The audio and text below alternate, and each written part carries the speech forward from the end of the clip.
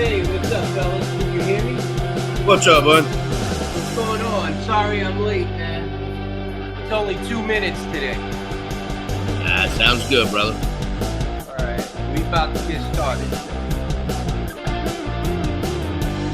Hope everybody had a nice weekend. Chris, you good? Yeah, I'm good. Good. Great. Let's rock and roll.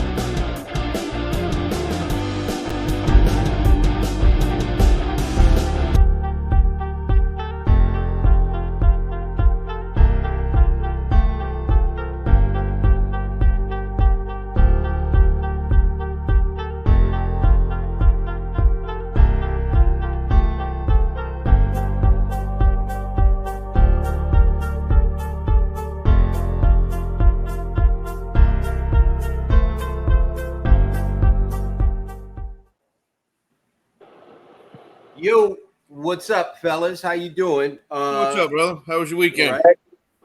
Right. Good one. It was eventful. I tried to. I actually really did try to stay offline for a while, but I wasn't able to. Come on, really now. I seen better than that now. Right. I wasn't able to accomplish that. I was threatened. I was threatened multiple times this I seen weekend. that. It was pretty eventful. But so, how about yourself, man? Chilled for the most of the weekend. You know, trying to get some stuff squared away in the office, and family time. Weekends, family time for me for the most part. So, I mean, if something arises with the dispatching or something, I try and address it. You know, I'll get it taken care of. But the wife and kid are home on the weekends. They're number one. So. Yeah, man. No, I hear you. I do the same thing. At least I try to. It's hard, but you got to do what you got to do. It's good though because on the weekends, I mean, there's no reason. Like we don't need to be bashing this message 7 days a week. You know what I mean? I mean, I'm I'm in it throughout the weekend and stuff a little bit here and there, but mostly just for hobby if I ain't got nothing going on. But like me and my daughter, we got the swimming pool. We went out to the swimming pool. My wife went to the beach with a bunch of girlfriends of hers on Saturday. So me and the daughter, we hung out in the pool. I left the phone in the house. I don't even bother with it. So. Shane, my nephew just put a pool in his backyard, and I'm afraid because I have smaller children. Do you have your children? Must be older, right? Well, mine's older, and mine has the type. I mean, first off, it's 5 foot above. It's above ground. So, and then the ladder on it's got a device that it's like a roll up, so it slides down over the steps. Right. I'll probably get these kids a pool because I hate going to the pool with them. It's a petri dish, man. You go to the public pools. Right. Yeah, I got boys, man. They'll swim in mud. Yeah. Okay, so we got some more people coming in. Chris, my new co-host. What's going on, brother? Not much. I'm just kicked back the whole weekend, really. So, Michael stopped by your house. Is that correct? Yeah, on Friday. And besides getting drunk, what did you guys do? Oh, Michael didn't drink, so yeah. I mean, he came by. We talked a little bit. Because he We spilled did the his Red live Bull show. all over the floor. Yeah, spilled his Red Bull all over my floor. So Shit happens. yeah, it's all So good. let's get into it. You know what? Let's try not to make this a 3-hour-long show like we normally do, since we're on every Good day. luck with that. No, seriously, let's try to cut it like in an hour or something. I want to get right into it, man. I want to talk about the atmosphere in the Facebook group. You know,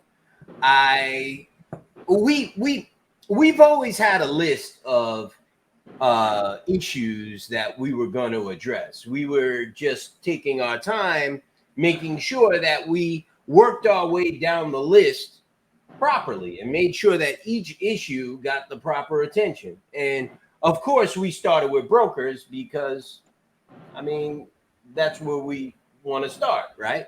And Right. we're working our way down the list. Brokers, the FMCSA, DOT, factoring, insurance. We've pretty much covered all of that stuff, right? We've got issues with all of those issues, basically, all of those topics. So today, I started with the next issue, DAT and truck stop. Yep. Oh my goodness. I mean, you would think I said something about the Bible that was wrong, or, something crazy came out of my mouth. All I did was tell the truth. If you read any of the posts that I put in this group, all I did was tell the truth. And, Yeah.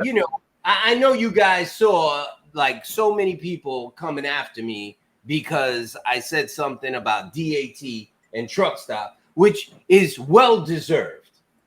Absolutely. Yep. And I want to get you guys' take on that. Chris, we've been talking about this for months, and we've actually been talking about boycotting DAT and truck stop. And you got the floor, Chris. Go ahead. So I would agree with boycotting DAT until we get more loads on ours. I wouldn't cut out truck stop yet, just because we still need something to get loads. And the reason why I say DAT is because they have more information on DAT that people use, but it's also falsified. That whole hot market, cold market map. Yeah, we already know that they're skewing the numbers for the average on the lanes. So what makes you think they're not skewing the numbers for that map as well? Go ahead, Shane. I'll tell you firsthand that both of them, you can call in double brokering entities and they don't do a damn thing about them. They say they do, Yeah, but you'll see. Yeah, that's the other thing too. You'll see them with loads posted the next day, and I mean that's I've even they've asked me to prove it. I'll send in documentation after documentation, and they come back and say, well, or they just won't respond at all. And then you'll start seeing them posting on there again. And it's like, look, I mean, how much more documentation do you need? I sent you every rate con that was, I sent you, emails, and it's, you talk to them and, they pat you on the ass and send you on your way. They make it sound good, but they don't do nothing. Exactly. We're going to get back on that topic, but first I want to welcome Mr. Jamie Anderson. You guys know him as the Texas Trucker, and my brother from another mother, Mr. What's up, Jamie? Anderson. How you doing, sir? I'm doing all right, man. Got bored, man. I ain't drove shit damn tired, man. It's been raining, man, today. It's been nice. Cool. Yeah, it's about to rain here in New York as well, man. Oh, we got hit yesterday hard. Yeah, we got hit all weekend pretty much. It rained. I believe it rained Saturday, all Saturday. Mr. Anderson, did you see the bile and hatred I received for having the audacity to question DAT's information in the Facebook group? Yeah, I just seen that, bro. Yeah. I mean, Greg Fuller straight said that and truck stops data was trash. That's the reason why he built Sonar. Well, it turns out Sonar's trash too. Hold on. Sonar costs $700 minimum per quarter. Sonar, I believe, actually, Sonar is $700 a month, bro. With the discounts, it comes to, I believe, about $1,500 every 3 months. So you're saying Sonar is garbage? Well, that's what I'm. When I got him in Twitter space and before he blocked me, he come out and said that he come out and tried to say that they collect data from a bunch of different places in the industry. Well, they get it from TMS, they get it from fuel providers, they get it from factoring, they get it from carriers, they get it from brokers. So he goes down this whole list. Well, first it just started carriers and brokers. When I told him, I said, okay, I'm a carrier. I'm a small carrier. How is my data? How are you getting my data? He said, oh, we use TMS. We use, and he named TMS fuel providers, ELD, everything I got in my truck. You know what I mean? Well, I told him, I said, well, no. I asked you, I'm a small carrier. How do you have access to my data? How does my data, what I'm booking loads for, what I'm doing down there, how does it influence the data stream? Oh, well, and then I went back and I broke it down to him. I said, so you have no way of getting my rate cons or knowing the rates that I'm getting on these lanes out here in the spot market. I work strictly spot freight, hot spot, and you have no way of getting my data. What is the brokers reporting it to you?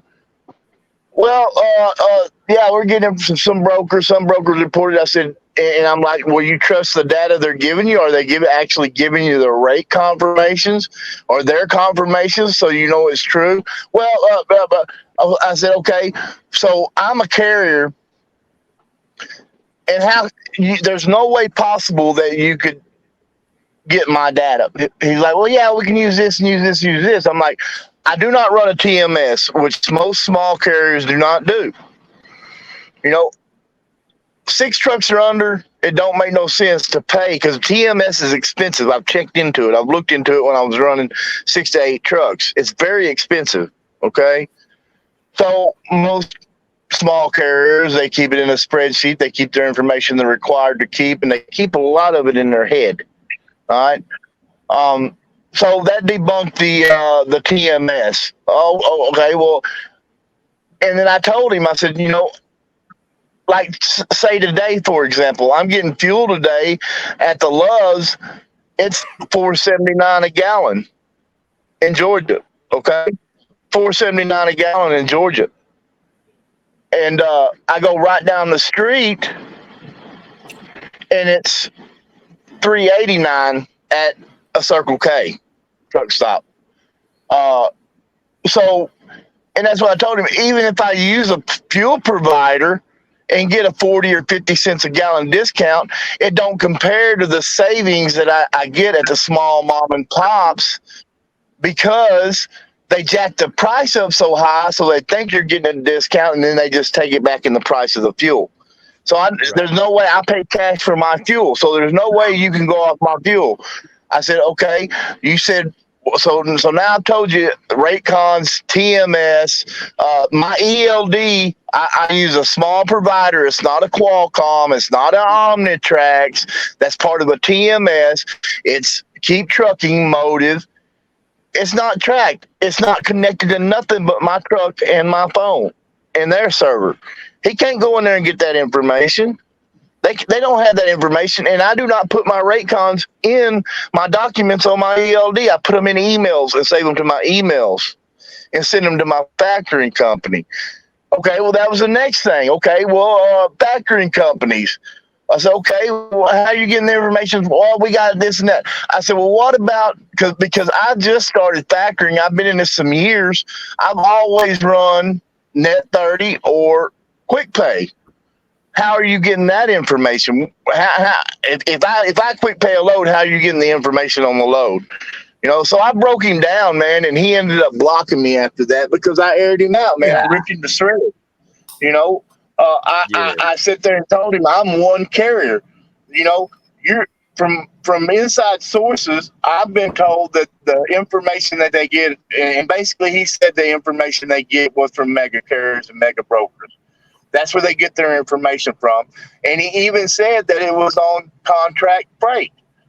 So all the information that's manipulating and controlling the spot market rate is contract rates going to mega carriers. So what do we know about mega carriers? They work in volume. Yep. All right. We don't work in volume. We work on 2, 3, 4 loads a week. So we have to have a better rate. They'll take the trash rate and put untrained or undertrained drivers on it because that's what they've got, and they'll take a cheaper rate on it and take pennies on the mile because they've got 8,000 or 10,000 trucks. See, they can do that. We can't do that. And from a carrier standpoint, they don't depend on the rate. If you're a carrier and you got owner operators leased onto your authority, you're squeezing them in every other different direction. So the rate isn't really all that much of a concern to you. The rate is just what keeps the owner operator happy, right? If he's getting a rate that he feels is good for him, that's great because that keeps him on your list of owner operators leased onto your authority. You still make money off of the trailer rental. You still make money off of the extra money you charge him for insurance that he shouldn't be paying, but you're charging him anyway. You're still reworking the Raycon. So if you get a load for $250, you could send him a Raycon for $2 and $2.25, and he probably wouldn't even know it anyway. You're still charging him for all other incidentals that he has no control over and can't see on his end. So the rate, it's beside the point. These large carriers live off of the squeezing the juice out of the owner operators that are leased onto their authority. They charge them for everything under the sun. You know what I mean? And that's just the facts. I mean, all mega carriers that lease on owner operators squeeze them like oranges. You know what I mean? That's how they make money. You know. Well, so Mike, let me ask you something, Mike. Yeah, go ahead. So, what do we know about what's the biggest difference between a big carrier and the way we work small carriers and owner operators? The biggest difference is that we don't focus on running 3,500 to 4,000 miles a week. That's the worst rut a small carrier or owner operator can get in, is thinking I've got to get 3,500 or 4,000 miles a week to make a living. That's not the way it is. We want more money and less miles. That's how we make it out here. But that's not the way the mega carriers make it. Neither the small ones, brother. Even the small ones, it's the same thing. Because I go back a little bit. The small ones took the owner-operator leasing model from the mega carriers. Yep. All of those mega carriers that used to lease on owner operators to their authority back in the days are not even around anymore. The real scum ones are not even around anymore. You know what I mean? I mean, they took guys off the street, bro. They had their own CDL schools set up. You know what I mean? They would advertise on the radio, on TV. Hey, become a CDL licensed truck driver. Come join us. You know, we'll fly you in. They got them their CDLs. They helped them get a leased truck, and they basically own these guys. You know what I mean? They own them. So they bankrupt them. Yeah, and I talk to these guys. Some of these guys are happier than pigs in shit. You know what I mean? I remember there was a guy who lived a few blocks away from me, and he was leased to Prime, and he had this beautiful brand new truck. Every time I saw him, he had a new truck, and I asked him one day. We started talking, and I asked him one day. I said, "Yo, how much are you bringing home from Prime?" And he told me I keep about 35% of my income. And I said to him, I looked at him, I said, how are you surviving on that? He said, yeah, no, it's cool. I'm good. You know, I bring home anywhere between 35, 38, 30%. It depends. I said, so how long do you stay out? Because I don't see you that much. He said, I stay out sometimes a month at a time, 2 months at a time. And he was happier than a pig in shit. And he asked me, he said, oh, so you got your own carrier? I said, yeah. He said, how much do you let your guys keep? And I told him, and he said, what? I said, yeah, brother, you getting raped. Like, that's a nice, pretty brand new truck and all, but you broke and you know it. You driving a brand new truck and you broke. Yep. Hey, Mike, you making less than them dudes at McDonald's that man the drive-through window a week, brother. And you driving a $150,000 tractor. How is that possible? Because you stupid. That's how. But can y'all hear me? Go ahead, James. Hey, check this out just real quick, and I got to get in bed, dude. I've been up since 5 this morning. I'm not gonna be in here for long. I set my cousin down, my business partner, my family, dude. I love with all my heart, man. One of my closest friends ever. This dude is. When we was young, dude, I'd get jammed up somewhere across country. You know what? And never have I ever called this man that he didn't drop what he was doing and come rescue my ass. That's how close of friends we are. Closer than brothers. But we work together, and we've been working together for a minute now. And he come in telling me about how many miles he had run that week, and he had run like 4,300 miles. We done the math, and I'm looking at him, right, and I'm like, "Do you realize?" He's like, "Yeah, I've run a lot of miles. I'm tired." His clock was dry, so I broke my clock out, and we run the same amount of money that week that we actually made. Our gross, not our gross, but our net. Okay, after the gross, and I broke it down to him. I had run 1,700 miles that week, and we netted the same thing. I said, "Now see what you're doing? You're killing yourself thinking you got to get all these miles. That's not where the money's at." I mean, I still had 45 hours on my clock. You know what I mean? I had already got on recap because I wasn't working but 7 or 8 hours a day. He broke his clock a couple times to try to make deliveries, and that's what I had to explain to him. You know what I mean? You think because you're getting all these miles and you're making $7,000, $8,000, $9,000 a week, where I'm making $6,000, but by the time you break it down, we're making the same exact thing in a net. Yeah, it's all went out your exhaust pipe. It's all went wear and tear on your vehicle. It's all went.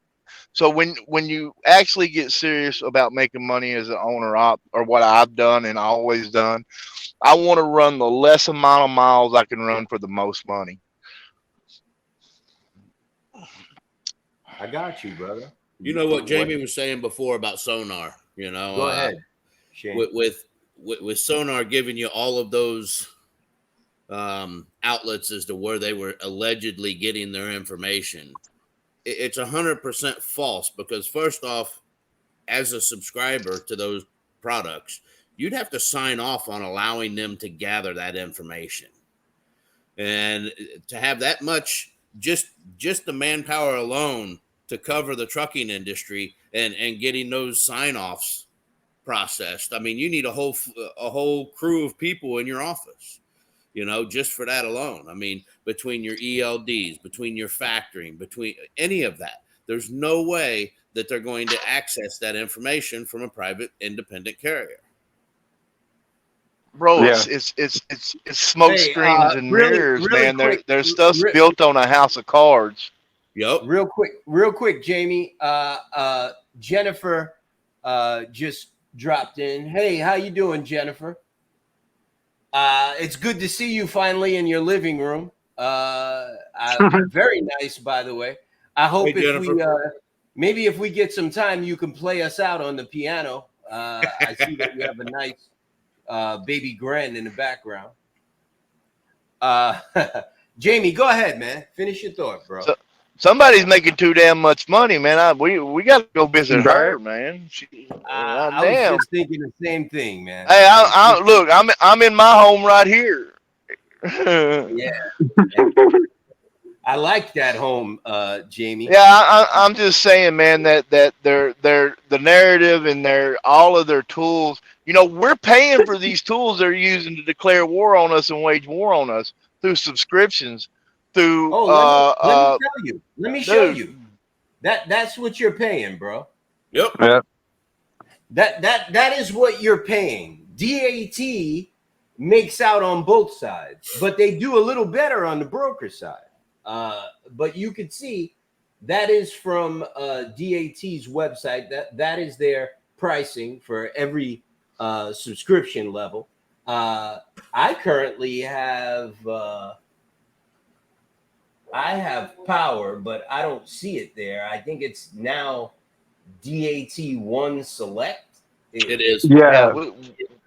My cousin had Yeah, go ahead. My cousin has that. My cousin has the same one you got. It used to be Power, and it went to DAT1 Select. He's got that one. He's paying like $165 a month. I've got the $45 one.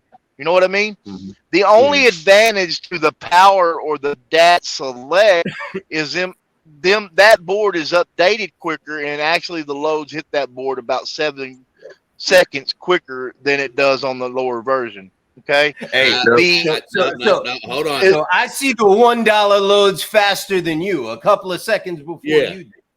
Yes, now, sir. Listen, with that especially, okay. Let's say, like me, I've got multiple dispatchers. All right, I got some guys that use tablets. I got some guys that use use laptops. Some use computers. If you've got a dispatcher that's looking through their app versus somebody that's looking through the website, logged in, it's going to show 2 different sets of loads available. Uh-huh.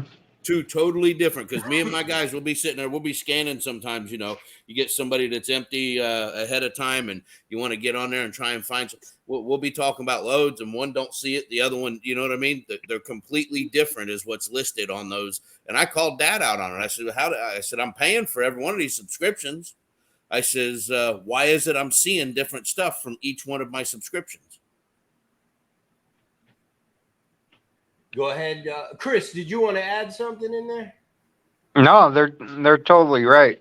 The app is the app doesn't show the all the loads. It's not live streamed for one.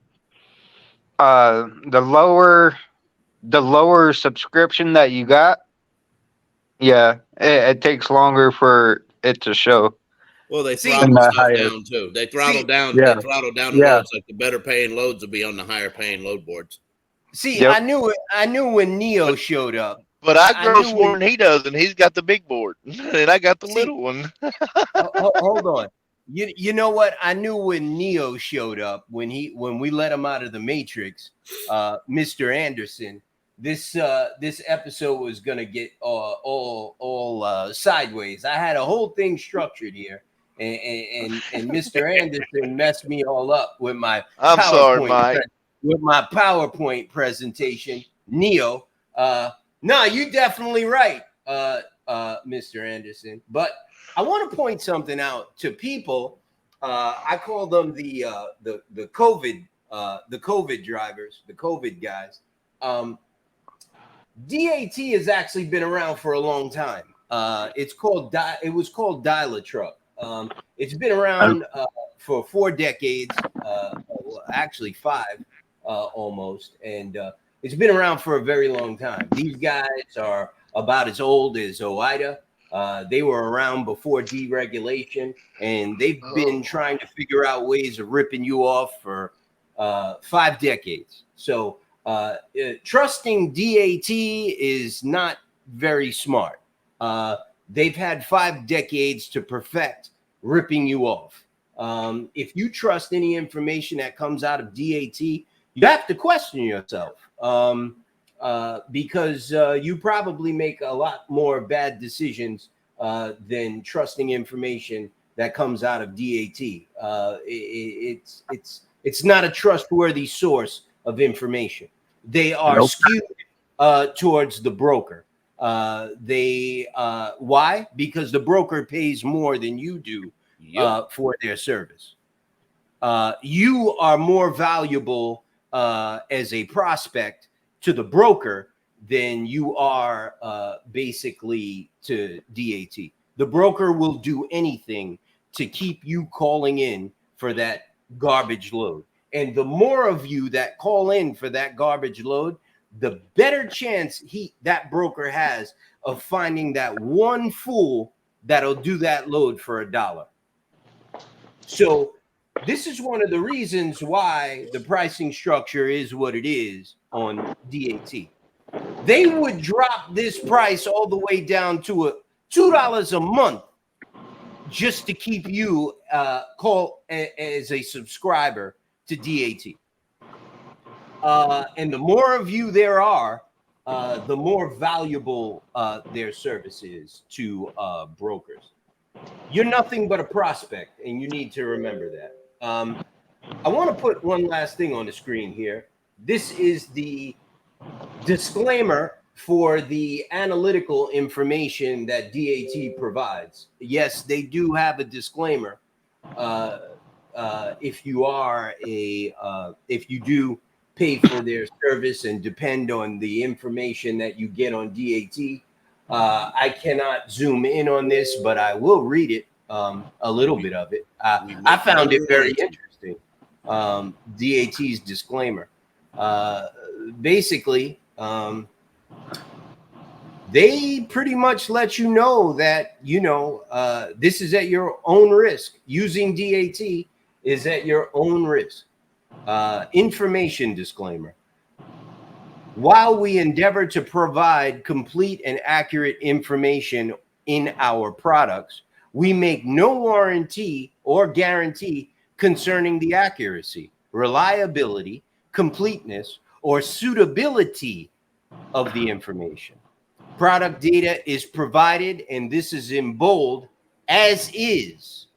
We do not make safety determinations. Rather, we report safety data using government data, including, but not limited to, U.S. Department of Transportation records.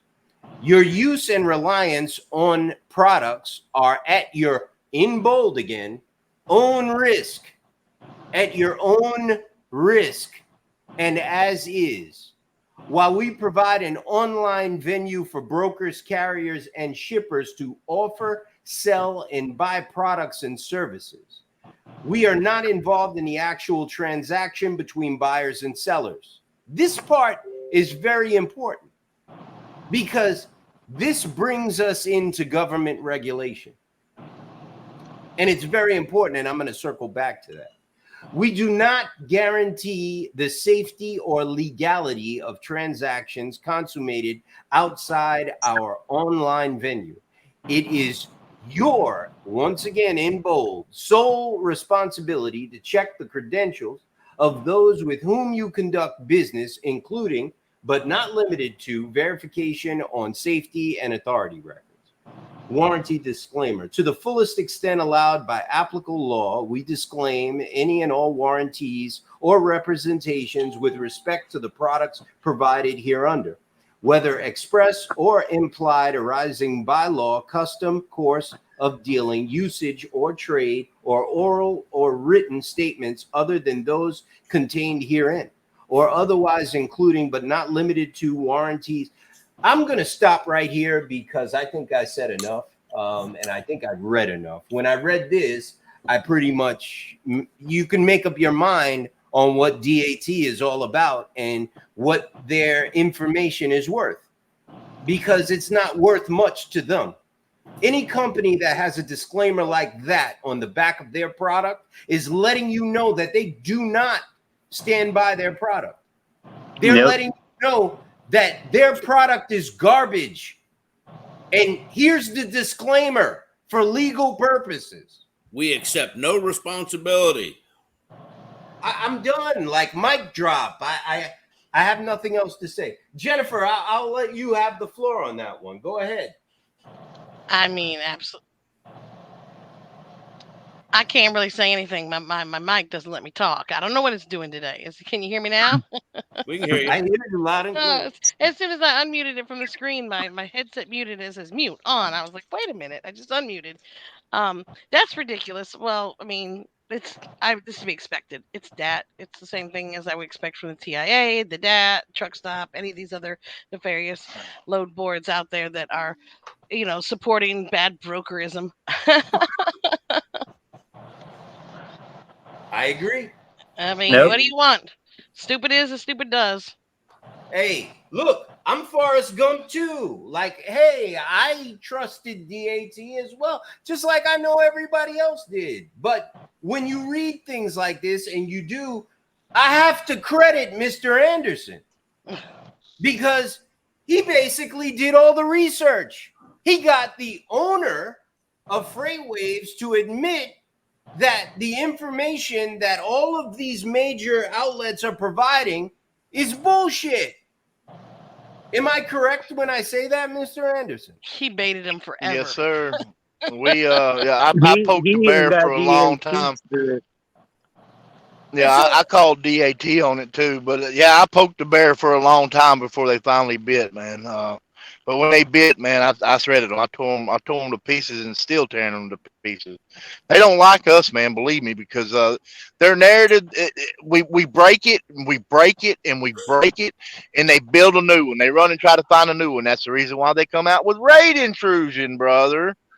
You know what I mean? Yep. Every time we break down a narrative, they try to run out and build a new one, bro. They can't debate with us. They won't come into our spaces and talk to us. We go into theirs and tear them apart. They won't come into our spaces. JB, why? You need your own show, bro. I'm setting you up with an account because, I can't be doing these 3-hour long shows, man. We go in and tear them apart, but then they're condescending and they talk down to you, and they have nothing good to say. I mean, they're horrible. These other spaces, because they're on the defensive. Well, I know. Hey, I love it. Hey, I love it. I thrive on it. I thrive on it. I love it. I go in there and I got them blocking me, and I got them running around with cry rags around their neck, wiping the tears off their face. They do not like me. They do not like Mac neither. Mac turns them inside out too, man. Between me and Mac, they don't stand a freaking chance, man. Yeah. Bill is off the hook, man. Chris, what's up? Any comments? So beginning of last year, I seen DAT starting to skew the numbers because the year before, I mean, they were pretty much on point. But last year is when they started skewing the numbers, and I even seen it with the map too. And because every time they said it was a hot area, I get down there, it's dead. and it's dead. It's just dead. It would even say, what was it? 1 load for every 4 trucks. before I got down there. Even the day before I got down there. Even the day of that I was looking for loads, it still said that, and it was just dead. I've never trusted their analytics. I've never trusted their data. That's the reason I've never used it. I mean, Yeah. I've looked at it when I first started doing this, but as I've seen, because the rates that I've always gotten is always well over what their analytics say. So I mean that's the reason why I only get the $45 one a month. I don't need all of it because I'm quick to tell a broker when a broker comes at me and tells me, I love it because they come at me and tell me, well, that's the average on that lane. I said, no, it ain't. I said, well, I'm not, and here's my reply to them every time. I'm not your average trucker. You know, I'm not your average carrier. You know, I've been in this some years and I'm very good at what I do. I provide excellent customer service. I'm not going to jump up and down and throw a fit if I get tied up. That's what But I all the will steering put wheel Jennifer. holders say. I will put Jennifer on their ass. Jennifer is very effective. And, I want to point that out. Jennifer, the corporate debt collection division and the broker fraud division have really, really evolved, and they are very effective. In the beginning, it was a little touch and go because they had to, in my opinion, change some thinking and go into pit bull mode. But Jennifer and John are basically in pit bull mode in their departments, in my opinion. Especially John.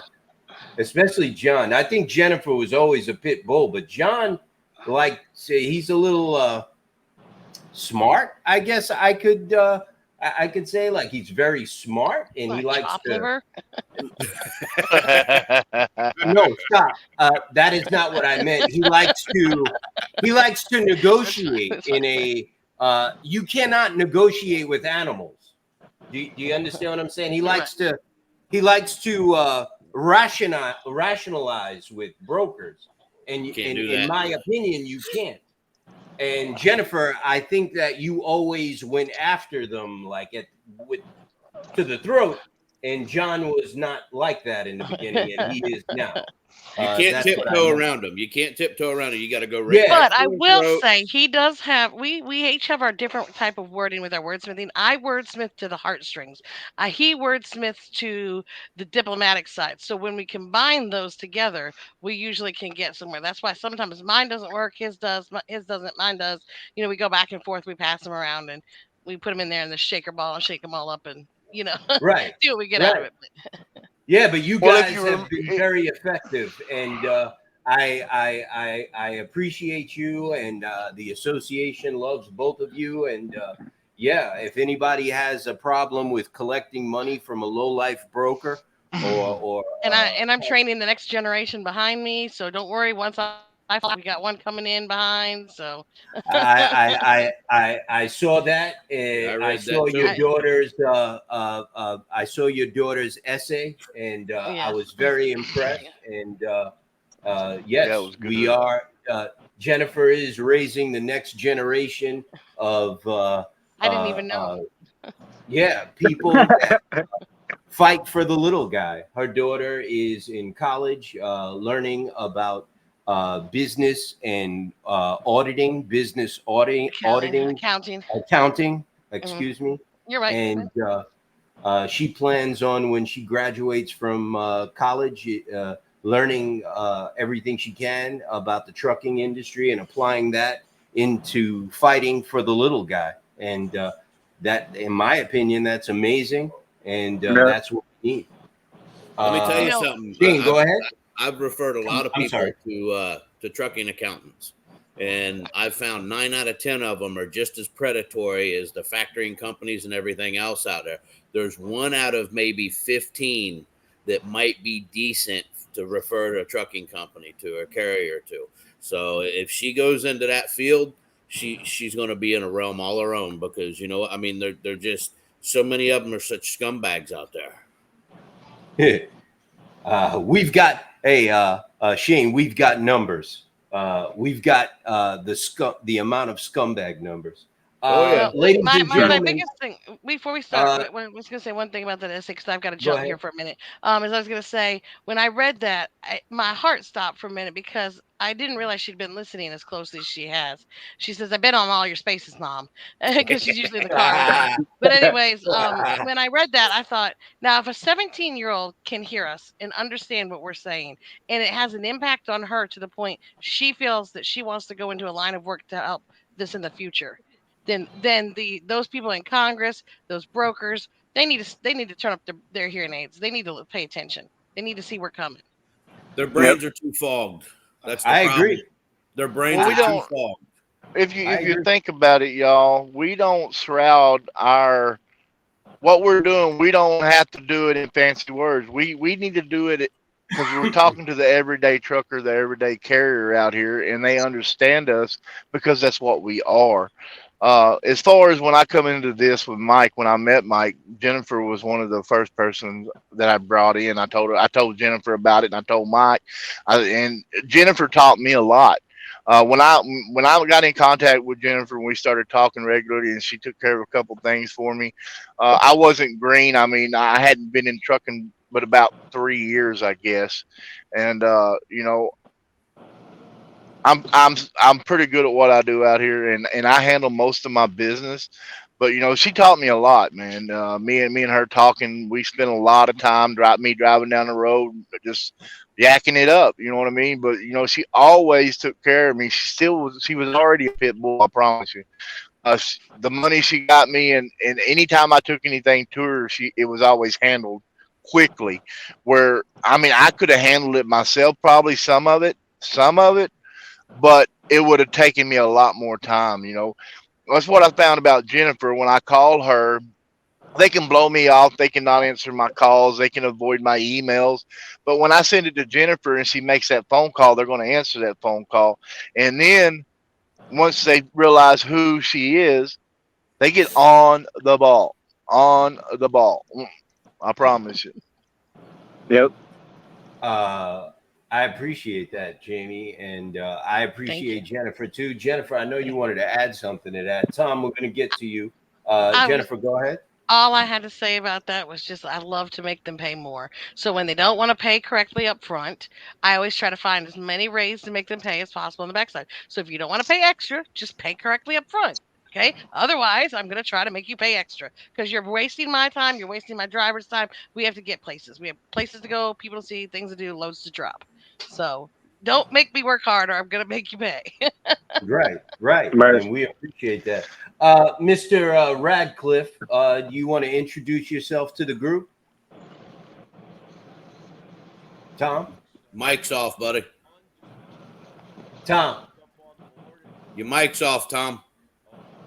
No, it's just down. I can hear him barely, barely, barely.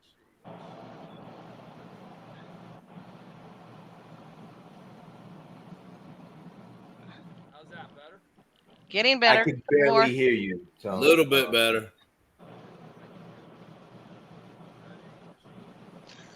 Chris, while Tom is figuring that one out, you want to go ahead? There's brother? there's a setting in there that lets you adjust your mic volume on your app there when you first come in. Please let our IT help him.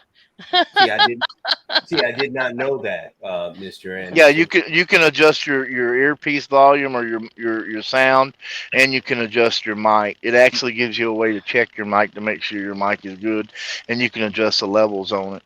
I had to do that with mine.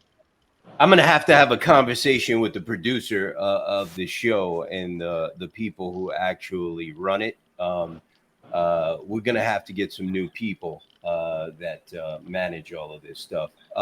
If anyone has Marlon's number or contact information, he's trying to get in. He doesn't. He's having an issue with the link. He's saying it doesn't work. I know. I'm gonna send it to him. I'm gonna send it to him in a text. Yeah, I got it. I'm on it. Hey, I don't know how to send it myself. I Chris, wanted to say, hey, I want to say it's hard for me sometimes to get logged into this because I use it on my computer, and we get the Right. link I sent through Telegram, so it's on my phone. right. Yeah, I have issues with it as well, Jennifer. Thank Just you. saying. Tom, you fix your mic, bro? I don't know. Did I check test 1, 2? Barely, I brother. can Barely. hear you. It's very light. If you go in the settings and you go to audio and then you turn off the automatically adjust mic volume, there's a bar and you can slide the bar. I think I can adjust his. No, he's all the way up on my end. And He's at the only way I know to do it, Mike, is to back all the way out. And before you come in, that's when you adjust everything. When it says asks you to enter the studio, it's got a tab there where you can go in and adjust all that. So on my screen, I got like a mic, camera, chat, and more. Yeah, but If none you of go that under more, that's you not. can go under setting. Yeah, correct. Settings right there. There it is. Audio. Go to settings and then go to audio. Yeah. Got you. Let's keep it going here. Let's find something else to Jamie lost Jamie again. I've got a dip. I'll be on in a little bit. Gonna lose Jennifer too. Yep. Okay. All right. Marlon better get in here. All right. We'll see you. Thanks for Bye, coming, Chris. Jennifer. Bye, Shane. Yeah. Bye, Tom. Take care. Bye. All Yeah, right. man. I'm Mike. I'm gonna bow out too, brother. Sorry for blowing up your space and getting y'all sidetracked. Nah, I was just joking. Here's the funny thing. We go into these spaces, me and Bill and all of us, y'all too. We all go into these spaces, and we're just talking off the hip, going off the shoulder. And here's what people don't realize: most of these other speakers, when they come into these spaces, they're taking meticulous notes and they got stuff laid out to speak about. Speeches written. That's the one thing about it. When we come into these spaces and we do what we do, we're going off the hip. You know what I mean? Right. A lot of times we're doing 10 other things while we're doing this. Driving, whatever. You just pretend you got a CB mic in your hand and you just get talking, going down there. But thank y'all for having me, brother. I got to get some sleep, man. I've been going 16 hours right now, and I'm tired. I'm not gonna get it tomorrow. Thank y'all very much. Love y'all. Love you too. I'll see y'all tomorrow on Trucker Tuesday, man. Take right, care, brother. Have a good night. Hey, Mike. We got a special guest here, really special guest. Everyone knows him as Marlon from MAGA Mission on Twitter. I know him as John, my friend. John, how are you, sir? Thank you for joining us. All right, so I got to see if I can do this. Can you hear me now or no? You sound good. Okay, cool. All right. Yeah, first time Noah Live, first time Facebook. So here we go, 101. I know everybody's like, oh man, that's what he looks like. Yeah, now we got a face there. Yeah. Look at that handsome dude, man. That is Marlon from MAGA Mission on Twitter pretty much every day. He hosts spaces for Noah Tuesday with tomorrow. Yeah, Tuesday, 11 a.m. to 1 p.m. And Thursdays 6 to 9, and Sundays I believe 6 to 9 as well, or 7 to 9 as well. And if it wasn't for John hosting us, we probably wouldn't be able to get our message out there. John and MAGA Mission have been very gracious to us, hosting us and helping us get our message out there. MAGA Mission can be found if you're interested in finding out more about MAGA Mission, you can go to www.magamission.org. John, now that we've got you here finally, I thought he was so much older. He looks so young. Yeah, look at John.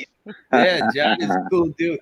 I met John personally for the first time. I met him personally for the first time like a week ago at a rally in New Jersey. He was very nice to me and my family, and we had a lot of fun. John, can you explain to everyone what MAGA Mission is about and what you guys do? So, I'll tell you what, this is the God's honest story. So, I'm from Southern New Jersey. I've been, in the commercial fishing end, and more on a lot of tournament style offshore fishing. So I'm a hired captain and mate, and I was watching what was happening on the East Coast Wind Project. A lot of what was going on was I knew, and so did every other person in the fishing community. There was a problem. So I was going to the rallies. I was, and I have lots of state legislature tentacles here in South Jersey.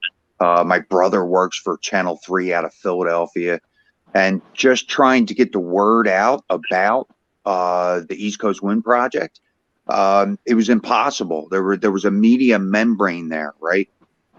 So sitting in spaces, we were doing it, it was something that we were doing, collecting our thoughts, and realistically, Matt, Matt's been on the show before, I think, last week he was on, and, we kind of put it together where we needed to start collecting these ideas to be able to go and fight them and give it a digital imprint, right? So if we're able to establish the digital imprint, they can't stop you. The algorithm and the tool that they built, we're going to use it against them per se, as to be able to even get Noah's name and recognition out there. I thought this was the most important part for me, because I could stand on the beach and scream my head off. Nothing's going to change until we get the story out. So, Jamie became one of my great friends from being in the spaces. So, when he brought Noah to us and decided to, hey, this is a great cause and we need to do this, I know, Brett was involved with us and back and forth, but, yeah, exactly. There you go. There's the pictures. I mean, but, we started collecting the information. We started making connections. I went to my state capital to hand them a petition against the East Coast Wind Project. And I've made lots of connections in my state. Applying it to my state legislature, I found out who the snakes are in my own GOP. So, these people have a tactic. We really, Mike knows this. I mean, we have to, attack the state legislature. I say attack, not physically, attack them with policy, attack them with, the same thing. There's no enforcement. They're not enforcing against this, 1980 Endangered Mammal Act that Jimmy Carter instituted. And now they've made metrics against that, which I feel is unconstitutional. As far as the whales, I mean, look at it, man. I mean, can you imagine what that looks like, a 50-foot humpback in the surf? I mean, we're killing the planet, guys. It just makes me sick every day. So honestly, that's why we kind of, started MAGA Mission, and man, we're making all kinds of contacts. I'll tell you what, with the trucking world, this child trafficking issue, let me tell you, if, we know that not the truckers are involved, but the truckers can help us and really make a change for this country is really what we want to do.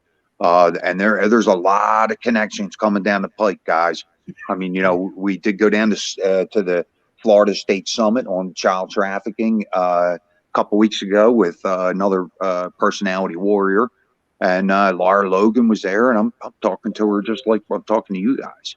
So she knows people are out there. So we have another organization, CAT, that we're supporting, and he's going to go tear legislation apart. Look at how they've governed. Who are the guys? Then we can start, attacking the legislature. Working it towards Washington, and that's where Mike's got his hand in the game. And you see the results, guys. It's working. It's working, right? Hey, and I'm interested today.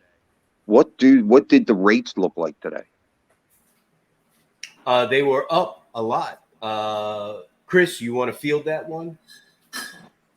I just got my tablet back today, this afternoon, so I didn't look at the load board. Uh, It's hard to read on my phone, so. Shane, rates were up pretty good today, brother. Shane. I mean, they're up more than what they were last week. But I saw mean, some 350, 340, right. 3 and change. Yeah, but the thing is, when you there. see those the problem is when you see those on say DAT or Truck Stop, the problem is they don't list all the information. Yeah, they might be $3.50, $4 a mile, but they don't tell you How many? I know. you know, there and was a lot of them. That's what I ran into last week. I mean, we were looking at a $5,000 load going from where the hell is it going?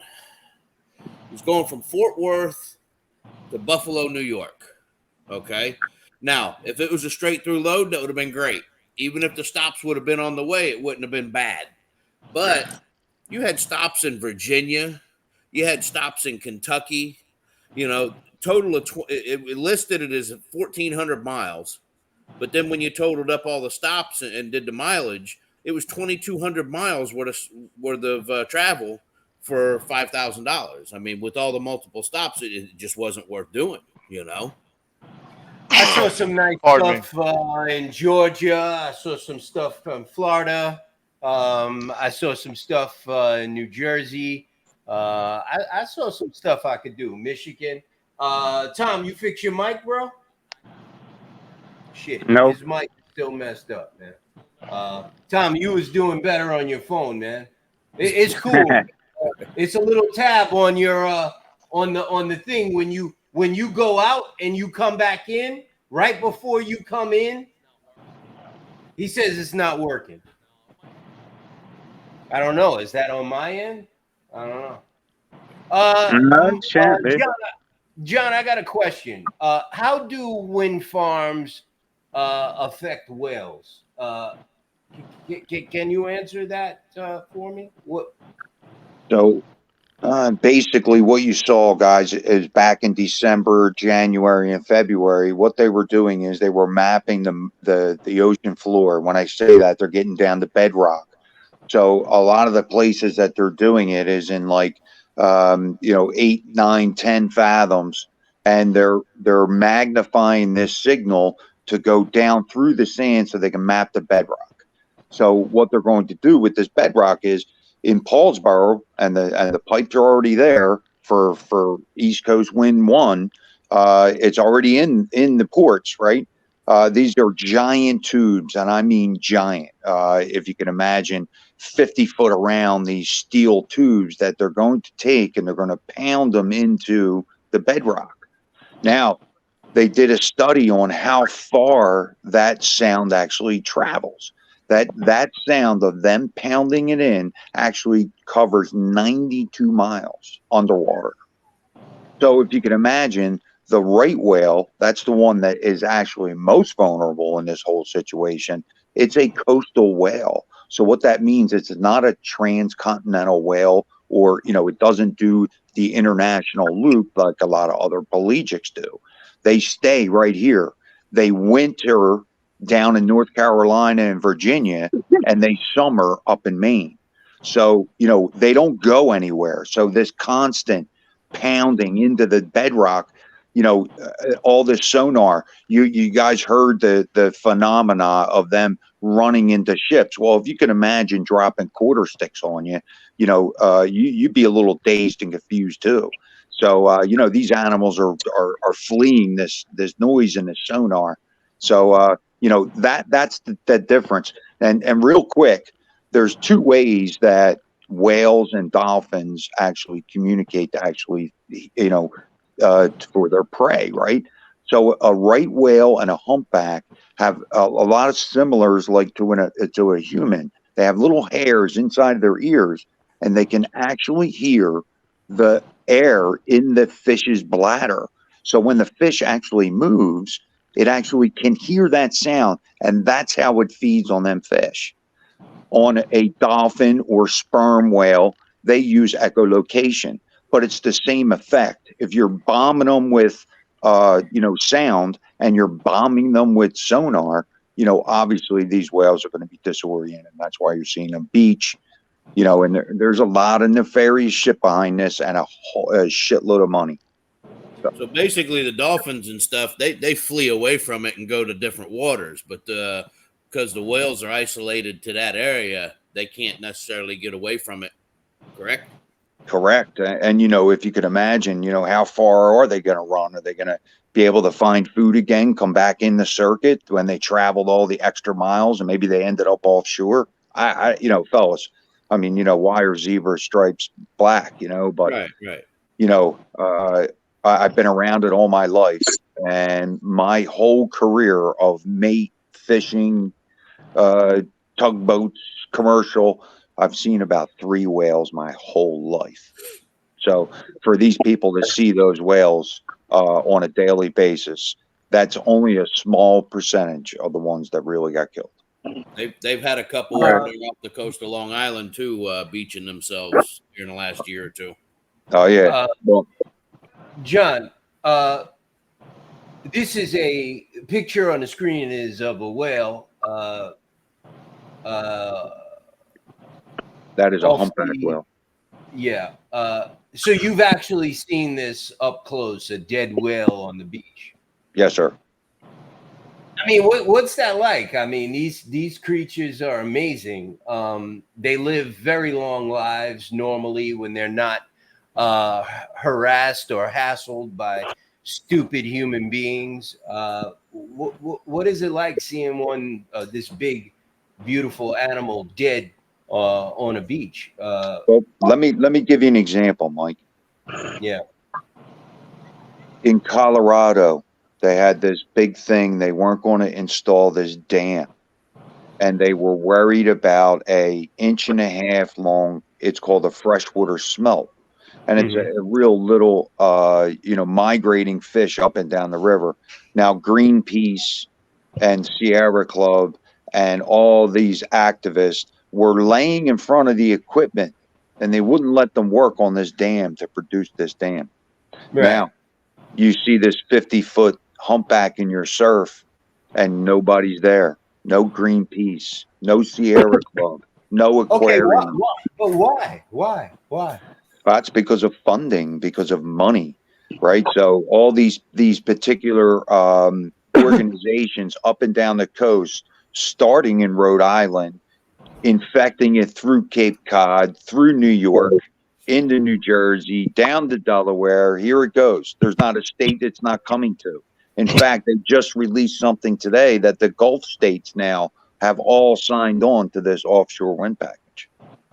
So New Jersey, in Salem County, my own Republicans have facilitated this to make it the #1 East Coast hub for hydrogen production, ammonia production, carbon capture, okay, carbon capture, and also oceanic farming.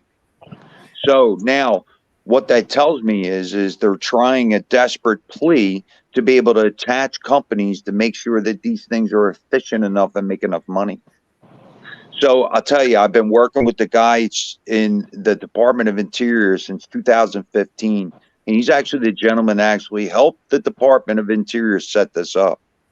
So there's a lot of strategic ways that we need to fight back. We need to take the evidence that's coming out of Rhode Island and New England and what the serviceable taxable items are coming out of there on these wind farms. And not only that, what they're doing to these communities when they go in and prop them up and make the communities make an investment in their own properties. Well, guess what? They left, and the communities are in shambles because nobody's supporting the money that they invest. So there's a lot of nefarious shit. Nobody's done any homework. They did no environmental test. And I was going to tell you, there's one chick in Rhode Island, and her company name is Frost Freeze. And if you're eating clam chowder, probably 90% of it's coming from her. Megan. And she was at Jeff Van Drew's congressional hearing in Wildwood, and she presented her case that she built over 10 years. And she laid out all the nefarious introductions to all the cogs that need it. You know, there's also a lot of townships involved. Unions are involved. A lot of payoff money's involved. So these things are starting to come out, and actually James O'Keefe is actually taking an interest in this now. So we'll see. I don't understand. You know, I remember back in the days, New Jersey and New York, back in the 80s, the 70s, you know, they had a very shady political makeup. You know, New Jersey and New York, you know, no difference. You know what I mean? It was all mob and, you know, all messy and stuff like that. I mean, even still to this day, I mean, are you saying these politicians are like ignoring these dead whales, these sad dead whales on the beaches in New Jersey? I mean, I'm talking stupid because they're ignoring them right here in New York, Shane. You know what I mean? I mean, we had one dead right here like 2 weeks ago, right here, right behind me, literally. You know, so like I'm not. What about the one like 2 years ago where they wouldn't they had a whole crew of people that were willing to come out and drag it out off the beach, and some animal rights activist or some animal conservancy from the government come out and told them that they would fine them $100,000 if they even attempted to try and assist that whale. Incredible. Yeah, John, question. Do we have a game plan? Because I know we need to get this out in front of some politicians in Washington. And I know MAGA Mission is going to be in Washington next month. Do you have a game plan ready or anything ready for when you go to Washington next month? Well, I do. I have. I would like to, you know, everybody's about the evidence, right? We need to take the evidence that we're gaining out of these ones that they already finished. I mean, here, let me give you an example. In New England's project, there was 13 or 14 built. One of them smashed into the sea. One of them curled over and smashed into the sea. The other one blew up, and then 3 or 4 weren't working. So actually, there was only 6 of them producing power. So not only that, you have to understand when these states sign on, your state's actually responsible for the serviceables. So now they're doing wind vane surveys, and they're finding after 3 or 4 years that they're having flex problems. And they're, you know, so now what's happening is the state is actually wearing the serviceable. So if you can imagine, they installed a $300 million wind turbine, and now they've already spent 80 to 100 million just fixing it.